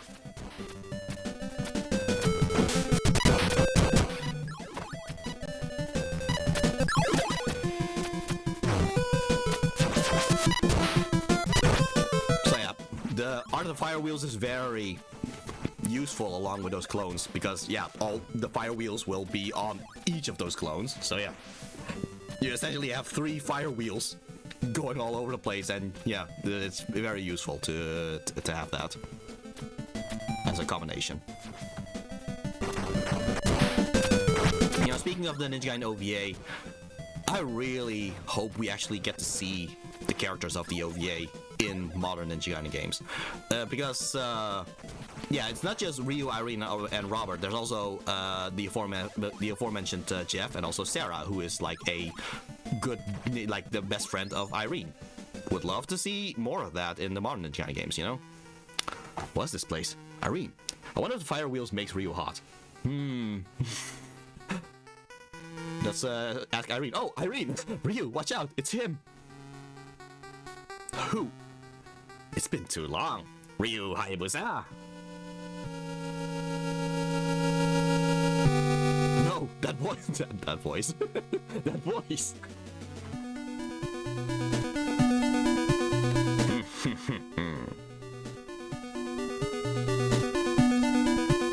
Impossible.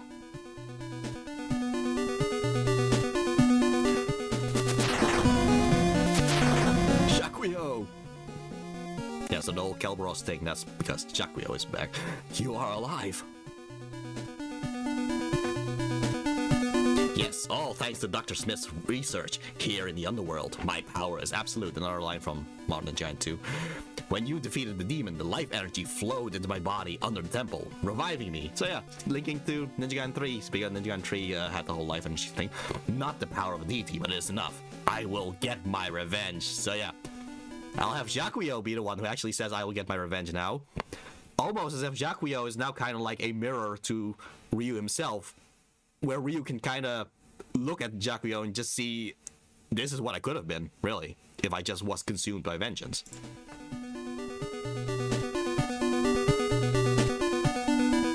Ashtar's plan ended up fueling my own. I don't need the statues when I have this sword. Yeah, so Dark Sword of Chaos essentially becomes his replacement for the statues. He shed your contaminated blood of the dragon, and now I got Irene here to be the demon's vessel.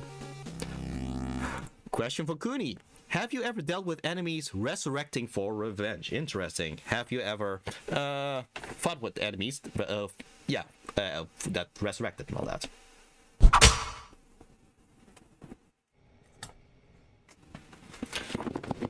Okay. Okay, so fortunately, she has not dealt with that, but mostly because she's more of a stealth person. She just goes in, gets information, gets out. She usually doesn't fight. Like, she's good at throwing kunais, mostly to send messages like these ones. So, yeah. Turns out not all ninjas are fighting killer machines and all that. The demon may be without its original body, since you destroyed it, but this sword will take its place. Its soul will exit out of the gate of darkness, infuse itself in it, and be wielded by its vessel. So that's your plan with Irene? Yes, the sword has already tasted her blood. It will be more than satisfied with her. Your blood awakens it, and its soul will inhabit her body. You should be proud. You two have become the beginning of a new world. The world of eternal darkness.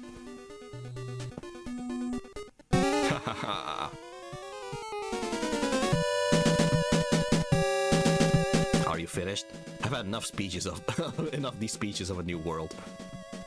And I've especially had enough of you. Then face me, Dragon Ninja. Show me the true power of the Dragon Sword. This battle shall decide whether light or darkness is the true master. Funnily enough, this is not a line that I added. This battle shall decide whether light or darkness is the true master. That's actually a proper line from the game. So yeah, turns funny how it happens to fit with how I rewrote things. Anyway, Jakuyo here is a lot easier than he was in Ninja Gaiden 1. Mostly because you can just use Ninpo along with the clones. That helps a lot already.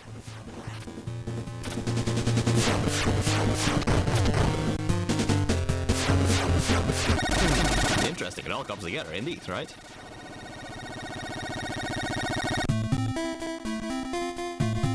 Irene. Of course, we can't just have that be the end, of course. There always has to be another form and all that.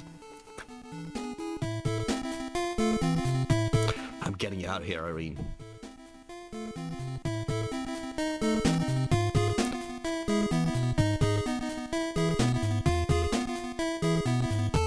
We've got to destroy this altar.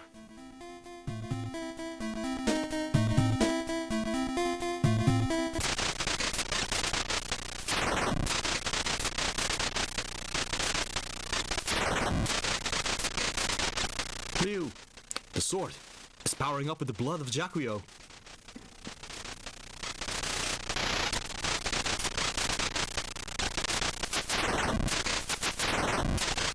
Ryu.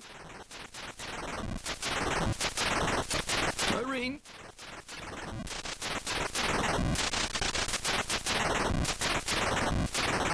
Ryu. Irene. Okay, so I gave this game a lot of flack for how it treats Irene.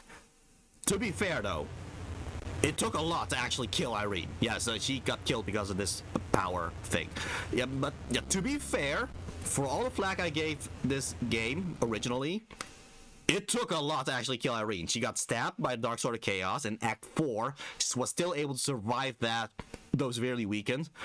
But it made her an easy target for Jakuyo to, which could not have been pleasant, and only now dies by the power of the Gate of Darkness in Act 7. Also, if this were the end of Irene, I'd say she at least went through enough to justify it.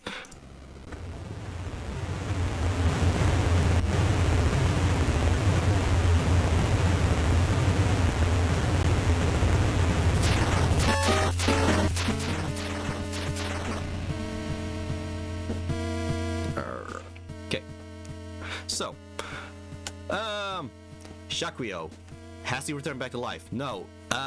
This, in terms of translations, Jakuyo? Yeah, in terms of translations, this cutscene was not localized well, so people kind of missed that it's not the Jakuyo who got resurrected, it's the demon who was able to get out of the Gate of Darkness, or the spirit of the demon that got out of the Gate of Darkness and took over the Jakuyo's body.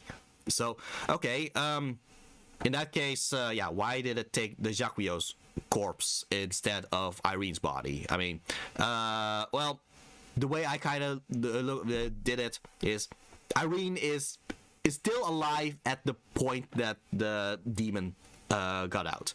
So after that, yeah, I mean, she would technically be the perfect candidate to be the demon's vessel, but only if she's alive. So now that she's dead, though, it's now a choice between which dead body would give it more power.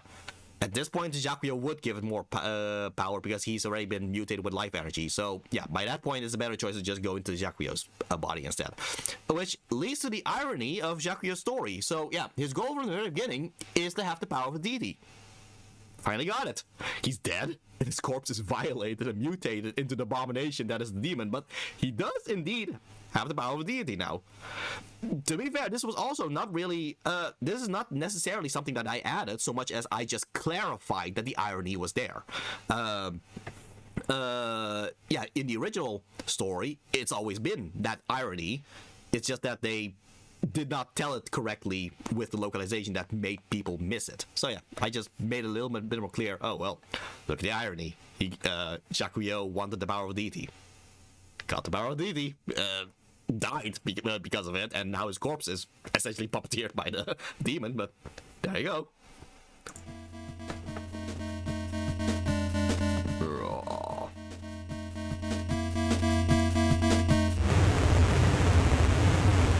Now you see him literally just mutating into the demon because the demon was able to take over his corpse.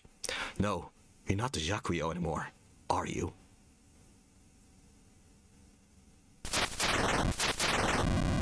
Yeah, so the reveal with the head of the demon.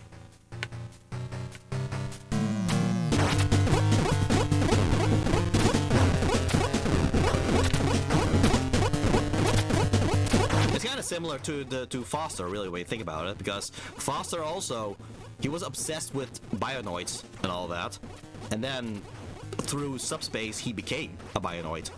A similar way, Jakuyo is obsessed with the demon's power. Now he's become the demon.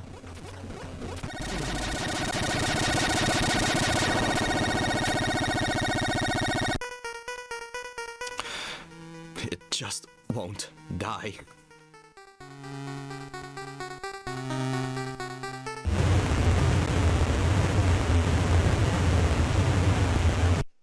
How do I fight such an enemy?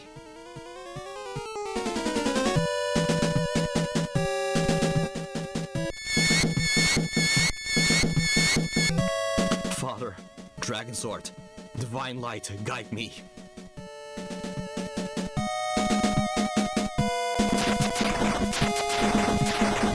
Demon, Figor, Archfiend, taste the true power of the Dragon Sword. Yeah, so, yeah. What I did is that Ryu essentially had to use the power of darkness to use the true Dragon Sword against Ashtar. Now, however, he kind of calls on to his father, his father and the Divine Light to use the true Dragon Sword this time. So, like Ashtar, Ryu is now in control of both light and darkness, and has thus become able to summon the true Dragon Sword's power without fully giving into the darkness. This allows him to finally defeat the demon, until the OVA, but that's a whole other case.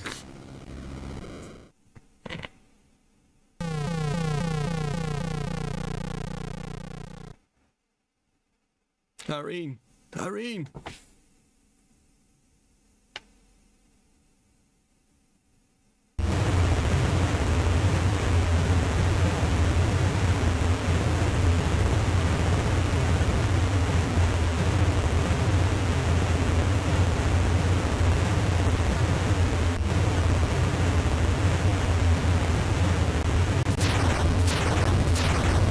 Okay, first of all, boy, is this whole crashing thing taking a while. Okay, something is going to, yeah, there's going to be something about the visual. I am saying it right now, but I kind of don't want people to notice it. But you know what? I might as well just point it out already. Like, there's going to be something here.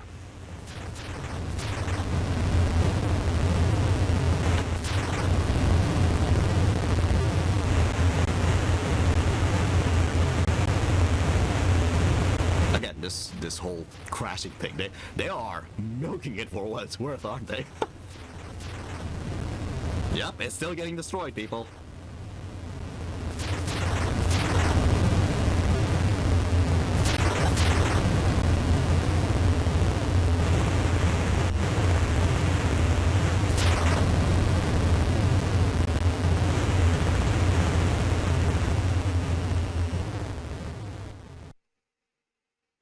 Alright. Question for Kuni. Would you live in a castle like that? Interesting. Would you live in a castle like that? Alright. Kuni? Okay.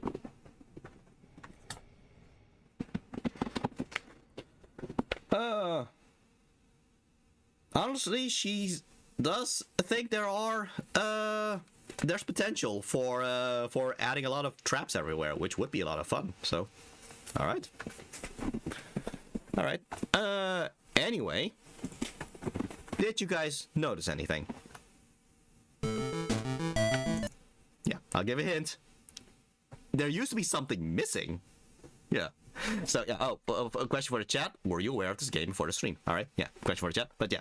There used to be something missing. I'll just keep it at that for now. Irene, I'm so sorry. A world without your light is nothing. It's so dark.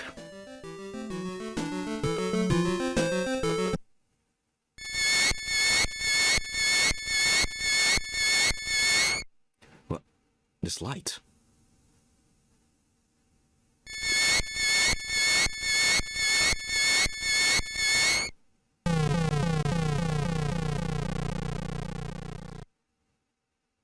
The light of the divine dragon.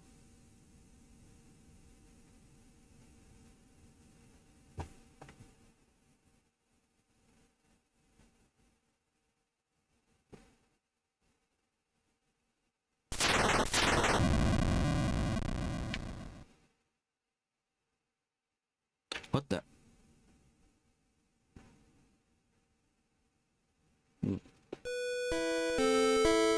Irene? Ryu? Oh, Ryu. It's a miracle. Irene. Ryu, what happened to me? I feel like I've been dreaming for a long time. It's not a dream. It's over. It's all over, Irene.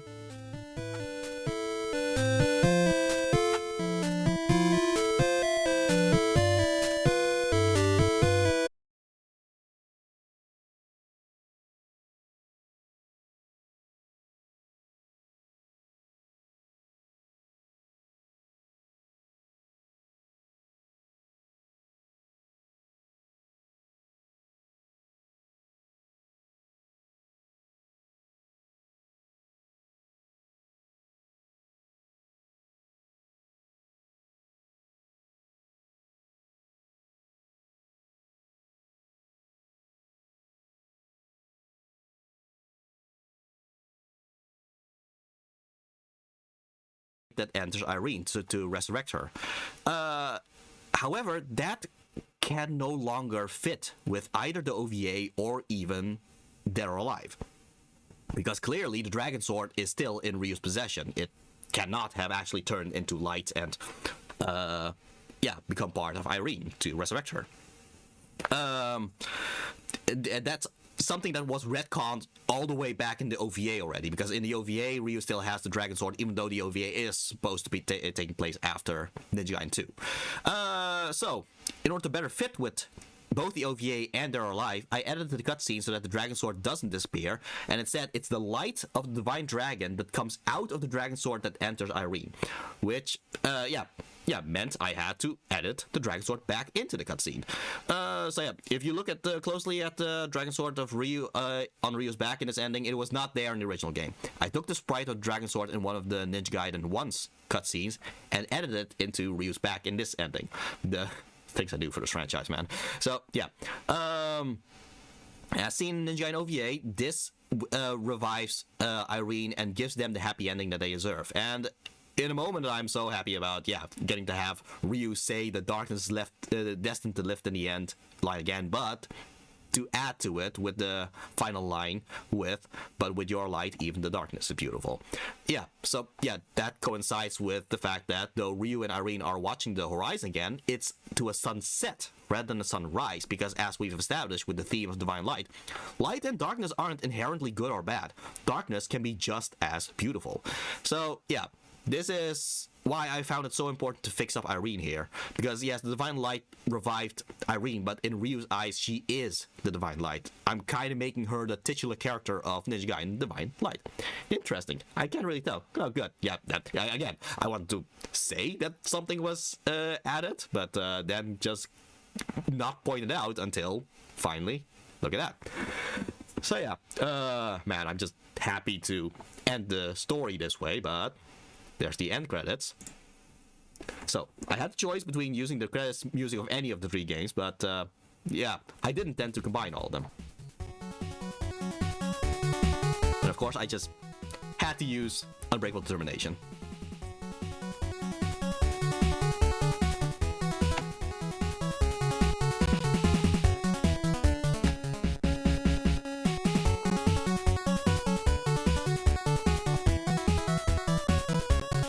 I just divided the credits of each of these games and just put them together by, okay, every illustration or artwork stuff, they should be together even if the different types of games don't always match together. Because yeah, that was a screen from Ninja Gaiden 1, then there was a screen from Ninja Gaiden 2, and here's the screen from Ninja Gaiden 3. Just have all the artworks together and all that. And thus, I just made one entire credit sequence out of all that. And playing Unbreakable Determination.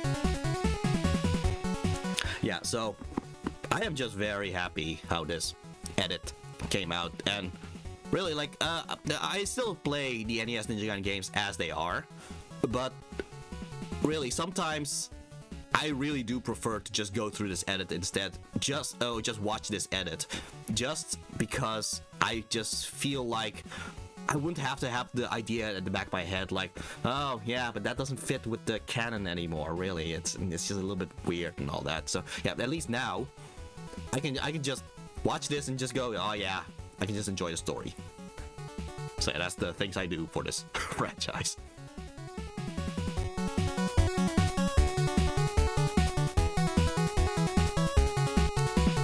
But yeah, would I love a remake of the NES Ninja Gaiden games and all that? Yes, I would. Again, if the creators of Ninja Gaiden Ragebound would be hired to do a proper remake and do their own thing where they make the story properly fit with the modern Ninja Gaiden games, I would be so happy. Because yeah, sure, I already made the whole timeline thing, and the NES Ninja Gaiden games are clearly after the modern Ninja Gaiden games. There are still some issues, and I would love to iron out the issues. And I think the easiest way you can fix up the issue is just properly remake the NES Ninja Gaiden games. That would already fix up a lot, really.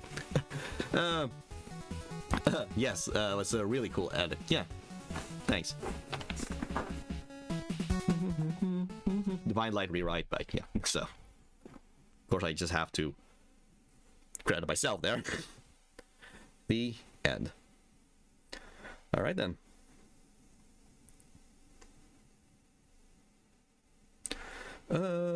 I think. Oh yeah, I still had the whole NES intro thing there, just to. Okay. Let's return back to just chatting. All right. Guess Kunoichi has something to say.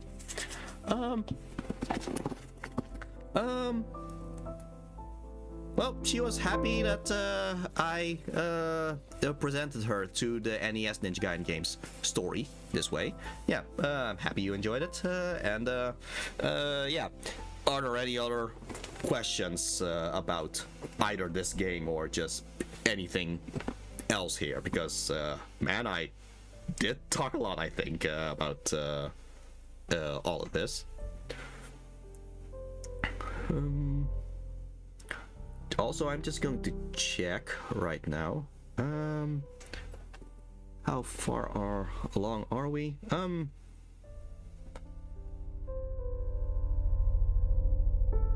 Yeah, okay, wow.